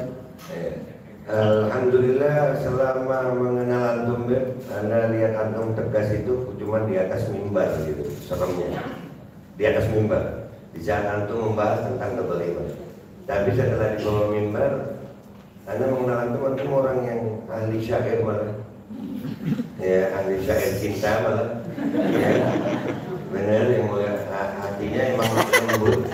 Ya kami kan jujur nih kan. Ya. Nggak ada keras-kerasnya. Bahkan kalau ngomong jujur aja, kalau beliau lagi di bawah, artinya bukan di atas mimbar, kami sebagai sahabat ini kadang-kadang sampai mau nempelin kuping gitu karena lembutnya suara beliau. Iya lu ada apa? Sampai nempelin kuping gitu. Jadi antum adalah orang yang akan bersuara keras terhadap kezaliman, tapi antum adalah orang yang paling lembut mengajari kami dengan cinta. Allah. Baik, berarti ente sering hadir ya pengajian Senin malam Selasa? Sering. Itu Senin malam Selasa pengajian yang belajar, yang ngaji siapa aja? Yang belajar, yang ngaji banyak Habib, banyak Baik. Ihya Ulumuddin. Terus Ada beberapa kitab Imam Haddad. Asoyuddiniyah. Asoyuddiniyah. Imam Haddad. Anak nggak nanya ilmunya, anak nanya kitab apa? Yang antum tahu itu kitab apa? Itu Ihya Ulumuddin. Ihya Ulumuddin. Ihya Ulumuddin itu kitab yang menjelaskan tentang apa? Tentang tasawuf, tentang kelembutan, tentang kesabaran, tentang iman, tentang bagaimana mendidik diri menjadi orang yang tidak sombong, mencari amalia karena Allah Subhanahu wa taala, menjadi orang yang berani berkorban, berani sakit demi kemuliaan akhirat. Pernah nggak nggak kalau ketika anak lagi buka kitab Ihya Ulumuddin atau Nasihuddiniyah atau kitab Risalah Al-Qusyairiyah atau Manhajus Sawi atau Mukasyafatul Qulub atau Bidayatul Hidayah, sering pengajian malam Selasa itu, pernah nggak di situ anak bahas yang lain di luar konteks kitab yang anak baca? Nggak pernah. Nggak pernah. Nggak pernah. Ente kan sering ikut anak ceramah, keliling. Iya. Ente pernah nggak ikut anak ceramah acara nikahan? Belum. Belum. Acara safar kamu pergi haji? Belum. Acara khitanan? Belum. Acara-acara selain dari Maulid atau Isra Mi'raj? Paling ya di luar acara sih, antum ngajak jalan biasa itu aja. Kan ini nanya acara. Nggak ada. Tapi pernah dengar nggak ketika anak membahas masalah, anak hadir nih diundang walimatul urus, acara nikahan. Ente tahu nggak yang anak bahas ketika ceramah masalah pernikahan itu apa yang anak bahas? Apakah ketika ceramah pernikahan anak bahas pemerintah atau anak bahas hak istri terhadap suami, hak suami terhadap istri, kewajiban suami? Yang selama ini Anda tahu ya, antum selalu menyampaikan sesuatu sesuai dengan tujuan majelis tersebut. Kalau ada majelis tentang pernikahan, ya antum akan bahas tentang nikah. Mungkinkah acara sunat Anda bahas jihad? Pernah nggak? Nggak ada ketawa. Pernah nggak? Ente dengar acara sunatan nih, acara sunat. Anda bahas waqatilu fi sabilillah alladzina yuqatilunakum. Tidak pernah. Acara walimatul safar, acara haji. Anak bahas amar ma'ruf nahi munkar. Kita harus beramar ma'ruf padahal acara-acara haji. Tidak pernah. Cukup yang mulia.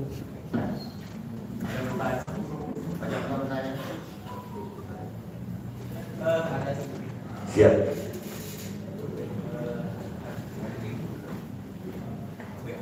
Iya, Pak Garu ya. Iya. Tadi sudah mengatakan bahwa pihak ini menyampaikan sepatu baikan. Iya. Apa yang baikan tidak baik. Iya. Kira-kira sudah mengatakan bahwa banyak orang yang tidak suka. Iya. Antara lain sudah mengatakan Iya. kalau memang masalahnya politik, maka kita pernah dengar atau tahu bahwa partai ini ikut di gerakan politik, misalnya menjadi calon diri sebagai misalnya anggota DPR ya, atau juga dia mendukung salah satu partai-partai tertentu sehingga berhadapan dengan partai lain yang berlawanan, sehingga ada kebencian karena masalah politik yang jadi alasan dia dibenci orang-orang tertentu. Ada yang mulia. Tahun 2019 di saat kami ikut Ijtima Ulama untuk 0102, dan itu karena Ijtima Ulama kami akhirnya, saya melihat juga Habib mengikuti Habib Rizik. Itu sebetulnya bukan keputusan politik dari Habib Bahar Muni, tapi Habib Bahar mengikuti Ijtima Ulama pada waktu itu, dan itu yang membuat kami akhirnya sekarang ini kayaknya ya dalam tanda kutip yang mulia. Jadi ada kebencian perkara pilihan politik di tahun 2019. Baik, apakah sebagai konsekuensi dari Ijtima Ulama itu kami juga turun ke berkampanye? Kalau berkampanye secara langsung tidak pernah ada. Nggak ada. Cuman Habib kan kelihatan banget kalau Habib itu bersama Ijtima Ulama. Habib Bahar, beliau menyatakan bahwasannya akan mengikuti keputusan Ijtima Ulama, dan keputusan Ijtima Ulama waktu 2019 itu di 02.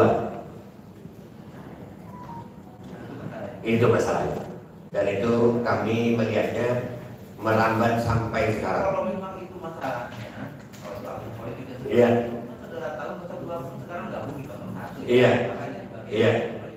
Iya. Apakah mungkin kebencian itu sampai sekarang sekarang masih muncul, masih ada dan jadi alasan untuk tidak suka Habib Bahari? Indikasi terhadap itu kami temukan ya boleh. Indikasi terhadap kebencian yang berlanjut. Apa itu? Wallahu alam, tanya sama yang benci ya boleh. Karena kami tidak pernah membenci mereka. Kami tidak pernah melaporkan mereka. Justru Habib Bahari yang berapa kali dilaporkan. Jadi tolong tanyakan alasan kebencian apa yang membuat mereka sampai melaporkan Habib Bahari.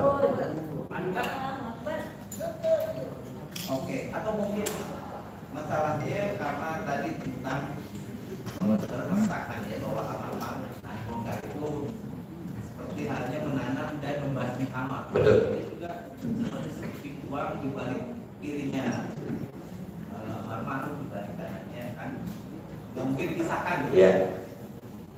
Apa itu sebagai konsekuensi atau risiko dari seorang ulama yang menyampaikan tanah munkar dan apa mungkin menyampaikan dakwah nahi munkar dengan cara lebih bijak sehingga tidak menimbulkan kebencian, tetapi menimbulkan kesadaran bagi orang yang mungkin melakukan nahi munkar.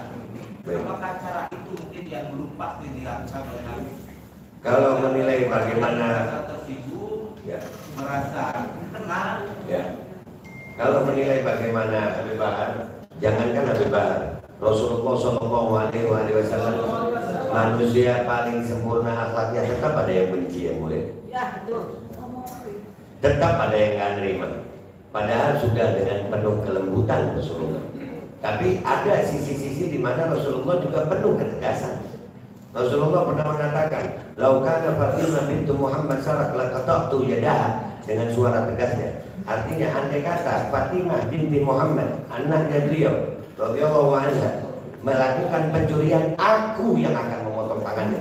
Ketegasan Rasulullah itu sampai ke anak-anaknya. Dan itu tetap aja juga ada yang benci. Jadi kami nggak bisa mengatur orang mau cinta atau mau benci sama Habib Bahari. Cuman kami kadang-kadang bingung juga. Apakah dengan alasan kebencian sehingga membuat seseorang itu sampai seperti ini gitu. Padahal kita negara demokrasi, harusnya menyikapi perbedaan dengan cara yang lebih bijak juga ya. Ya. Ya.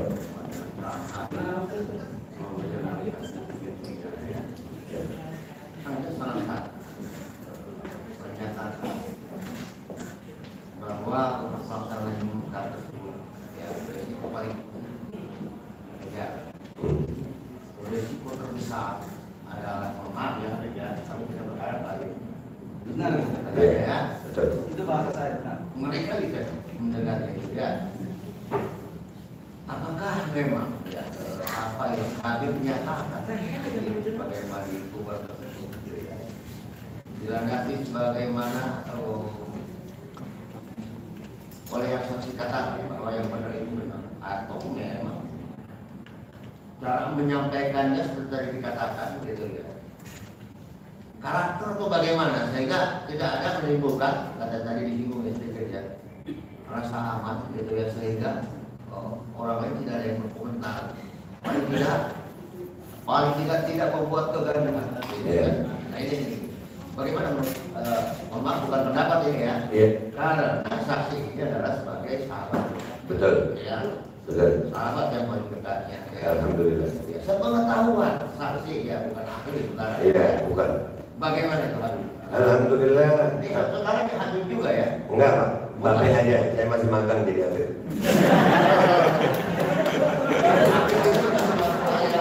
Habib ya.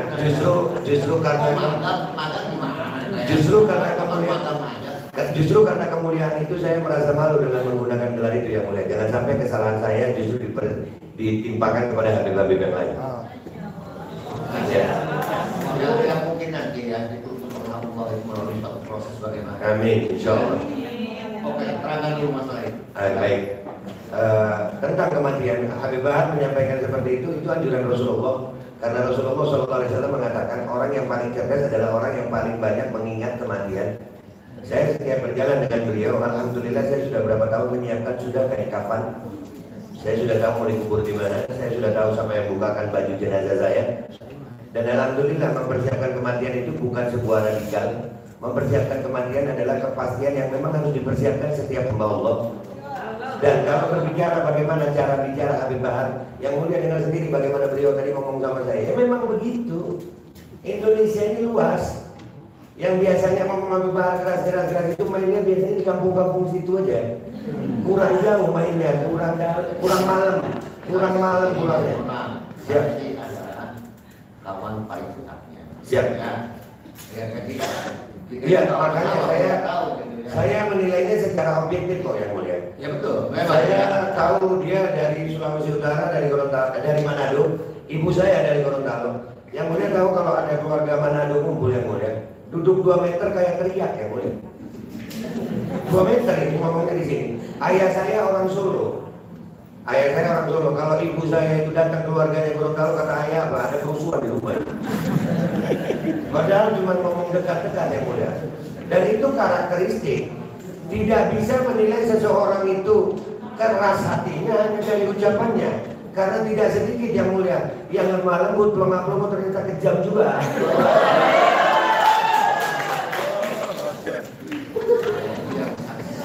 Siap, itu yang saya tahu dan saya disumpah karena yang saya tahu. Siap.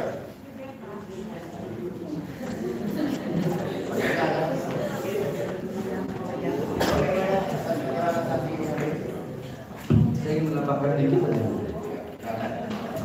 Baik, Bu. Jangan lihat ke sana, lihat ke sini. Siap, Habib. Tadi antum berkata Habib Bahar tidak berkampanye. Iya, dia salah. Enggak, itu salah. Siap, salah. Anda berkampanye. Iya. Jadi ketika itu yang mulia, kan tadi kan Habib Aldo ngomong saya nggak kampanye. Cuma mungkin kan orang beda-beda masalah kampanye. Saya orangnya begitu yang mulia, salah saya bilang salah. Ketika dia membela saya, ini Habib Aldo bela saya, bilang nggak kampanye. Padahal enggak, saya kampanye. Saya nggak tahu. Ya makanya harus kasih tahu. Ketika itu ada istimewa ulama yang mulia. Tadi kan ini sekalian saya jawab pertanyaan majelis hakim. Istimewa ulama itu adalah perkumpulan para ulama. Ibarat kata ahlul halli wal adli. Yakni para ulama di seluruh Indonesia, busyauka wasatwa, para pemuka-pemuka yang banyak umat yang dihormati, berkumpul kita ketika itu di mana saya nggak tahu lupa di tempatnya karena saya di luar, nggak masuk dalam, saya merokok di luar. Ketika itu akhirnya dengan kita kasih syarat ke capres, ke calon nomor 02 kita kasih syarat. Kalau Anda bisa memenuhi syarat-syarat ini, salah satunya jangan mengkhianati, tidak boleh mengkhianati bangsa, tidak boleh mengkhianati rakyat, tidak boleh menyengsarakan rakyat, ya harus membela agama manapun tanpa peduli, walaupun kita mayoritas Muslim. Itu poin-poinnya. Kalau tidak salah ada 30 berapa poin gitu yang benar. Kalau mau 30 lebih poinnya. Kalau bersedia, kami siap. Nah, cuma di situ saya bilang, kami beda dengan 01. Kalau ulama-ulama 01 kampanyenya, mereka dibayar sama presidennya. Kalau kami enggak, kami yang mengeluarkan uang, kami yang mengeluarkan keringat untuk memenangkan Anda sebagai presiden. Sampai mohon maaf yang mulia, ketika itu saya masih ingat di acara di mana? Di stadion bukan GBK. Bukan stadion yang Stadion bukan. Hah? Pekansari. Di stadion Pemekansari yang mulia. Di stadion Pemekansari ketika Prabowo sedang acara santri nasional waktu itu. Ketika Prabowo sedang pegang mic begini, saya datang, berhenti dia pegang mic. Bukan YouTube saja. Dia berhenti pegang mic. Saya datang, semua umat matanya menuju ke saya. Akhirnya ketika itu saya naik, saya salaman, saya angkat tangannya semua. Sudah selesai itu, Prabowo melanjutkan, baru saya ceramah. Ketika saya ceramah yang mulia, saya mengatakan, saya Bahar bin Ali bin Smith mendukung Anda, ya, itu atas hasil ijtima ulama. Karena saya ini paling anti urusan-urusan begini sebenarnya. Bahkan mohon maaf yang mulia, Al-Habib Hussein bin Syekh Abu Bakar bin Salim, ya, datuknya pada bin Syekh Bakar, Habib yang Fakhr bin Syekh Bakar itu punya datuk namanya Habib Hussein. Beliau bilang, andaikan pangkat jabatan kekuasaan bisa dipegang oleh seekor binatang, demi Allah kami tidak rela binatang peliharaan kami memegang pangkat jabatan dan kekuasaan tersebut. Jadi kami itu tidak ada urusan begitu. Cuma kami ini Indonesia dipimpin oleh presiden yang benar-benar bisa memakmurkan rakyat, mensejahterakan rakyat dengan tadi syarat tadi. Saya bilang beda. Saya yang akan mengeluarkan uang. Saya yang akan kampanye seluruh Indonesia untuk memenangkan Anda jadi presiden. Tapi ingat, saya tidak menambahkan, tidak mengurangi bahasa saya. Tapi ingat, setelah nanti insya Allah Anda menang, terus Anda khianati bangsa, Anda khianati rakyat, Anda sengsarakan rakyat, saya Bahari Smith orang yang akan pertama kali melawan Anda. Itu kata-kata saya. Masih ingat? Enggak, antum ingat enggak kata-kata seperti itu? Ada di YouTube banyak kok. Ada yang itu karena Anda tahunya antum tidak suka dengan politik. Iya, Anda nggak suka politik. Waktu itu hanya karena istimewa ulama. Terus Ada.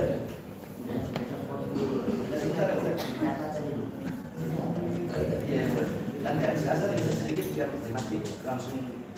Kalau ada tidak kalau habis azan yang beliau maksudnya azan habis azan lanjut langsung ada.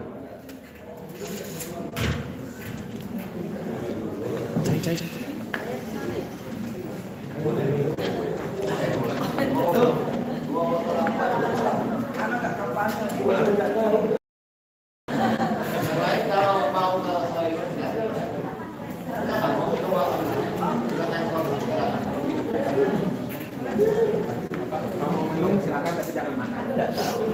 Bagi tidur. Kampanye.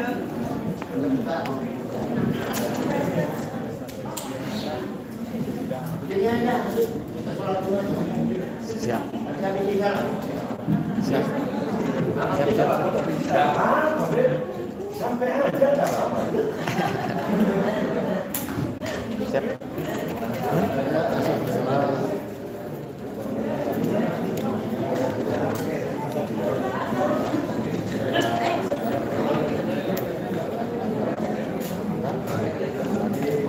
Oke ya, yang tadi ya. Assalamualaikum warahmatullahi wabarakatuh. Sidang. Pak Renato, belum Pak. Tutup dulu itu apanya. Ada ya. Iya. Ayo.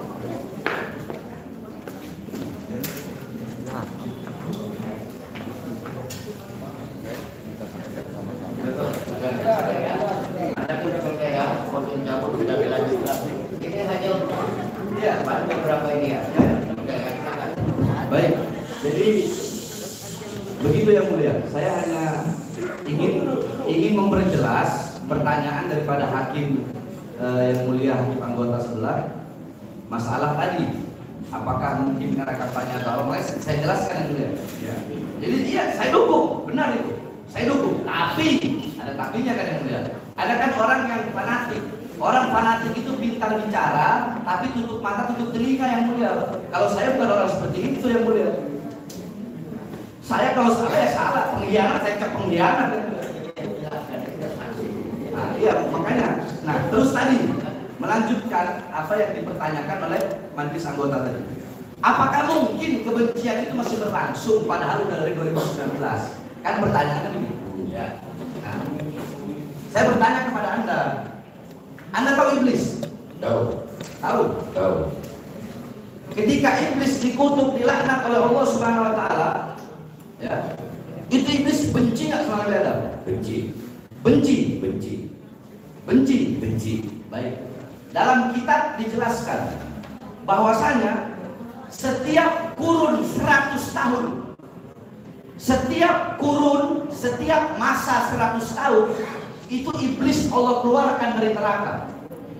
Nabi Adam Allah keluarkan dari surga. Allah pertemukan di satu tempat. Ketika itu Allah berkata kepada iblis, wahai iblis, sujud kepada Adam, maka akan aku ampuni dosamu. Itu Allah memberi kesempatan nggak kepada iblis? Memberi nggak? Memberi. Ingat, setiap 100 tahun itu. Iya. Itu ada dalam kitab. Setiap kurun 100 tahun itu iblis dari neraka Allah keluarkan, Nabi Adam dari surga Allah keluarkan, Allah masih suruh sujud. Allah saking kasih sayangnya masih memberi kesempatan kepada iblis untuk bersujud biar aku ampun. Tapi apa kata iblis? Tidak, aku lebih memilih di neraka. Kenapa? Karena kebenciannya dia seperti ada. Nggak cukup sampai di situ. Di zaman Nabi Musa, iblis datang, wahai Musa, engkau kalimullah, orang yang berbicara dengan Allah. Tolong sampaikan kepada Allah, aku ingin bertobat. Nabi Musa bilang, ya Allah, iblis mau tobat. Kata Allah apa? Kalau iblis mau tobat, suruh sujud di kuburnya Adam. Apa kata iblis? Sujud di kuburnya Adam? Adam masih hidup saja. Saya nggak mau sujud, apalagi Adam udah jadi bangkai. Tetap dia nggak mau hidup. Jadi kebencian iblis itu tetap berlangsung. Sebagaimana mereka yang membenci saya tetap berlangsung dari 2019. Entah sampai kapan saya tidak tahu yang mulia. Itu jawabannya yang mulia. Terus, ya. Tadi yang mulia Hakim Ketua berkata, ngeri sekali saya mendengar ketika Habib Bahar berkata resiko paling kecil di penjara dan resiko paling besar dibunuh. Apakah Anda tahu? Anda punya kakek Imam Husain itu diapakan sama pemerintah? Dipenggal yang mulia. Diapakan? Dipenggal. Diapakan? Dipenggal. Kenapa dipenggal? Karena apa? Apakah karena korupsi? Apakah karena menyengsarakan rakyat? Atau karena membela rakyat? Membela rakyat melawan kezaliman penguasa. Sayyidina Hasan, kakaknya Imam Husain, dibunuh, diracun yang mulia. Pertanyaan saya kepada Anda, kenapa Imam Hasan diracun? Apa salah beliau? Apakah beliau maling uang rakyat?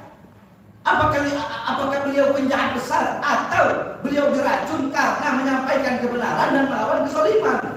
Beliau diracun karena melawan kezaliman untuk menyampaikan kebenaran. Al-Imam Ali Zainal Abidin, Sayyidah Zainab, Ruqayyah, Sukainah, putri-putri Imam Husain, putra Imam Husain yang tersisa Imam Ali Zainal Abidin, dirantai tangannya, dibelenggu, mereka diarak bagaikan binatang, dimasukkan penjara Imam Ali Zainal Abidin. Kenapa?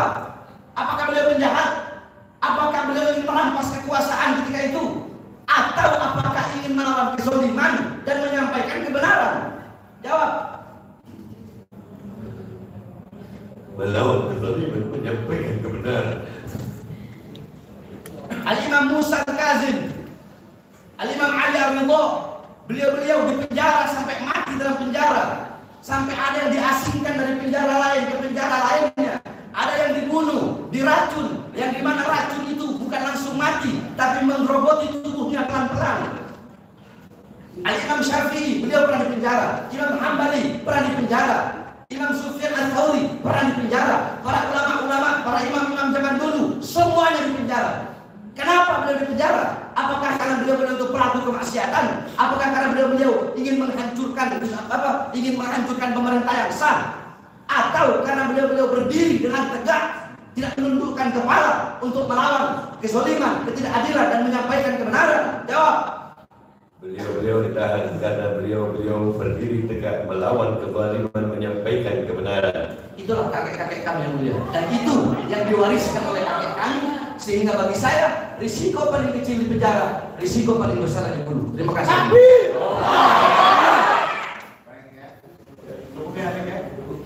Jadi keterangannya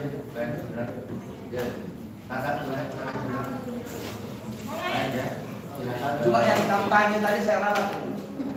Iya ya. Nanti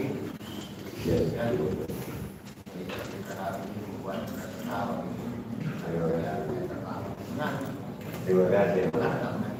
Insyaallah ya. Terima kasih. Baik, karena kita akan melaksanakan pelaksanaan dan juga yang akan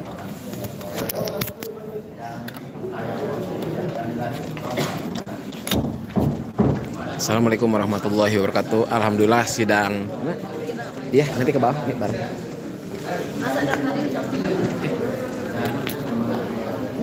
Oke, assalamualaikum. Alhamdulillah sidangnya baru beres. Teman tadi fatwanya habis sholat isya. Kita istirahat dulu. Dihitung ya.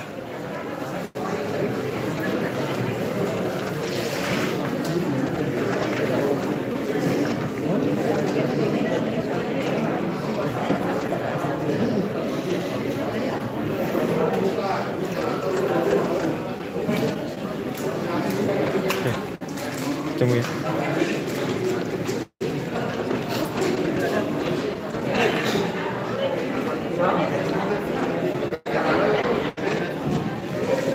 Biar loh, Yos. Ayo.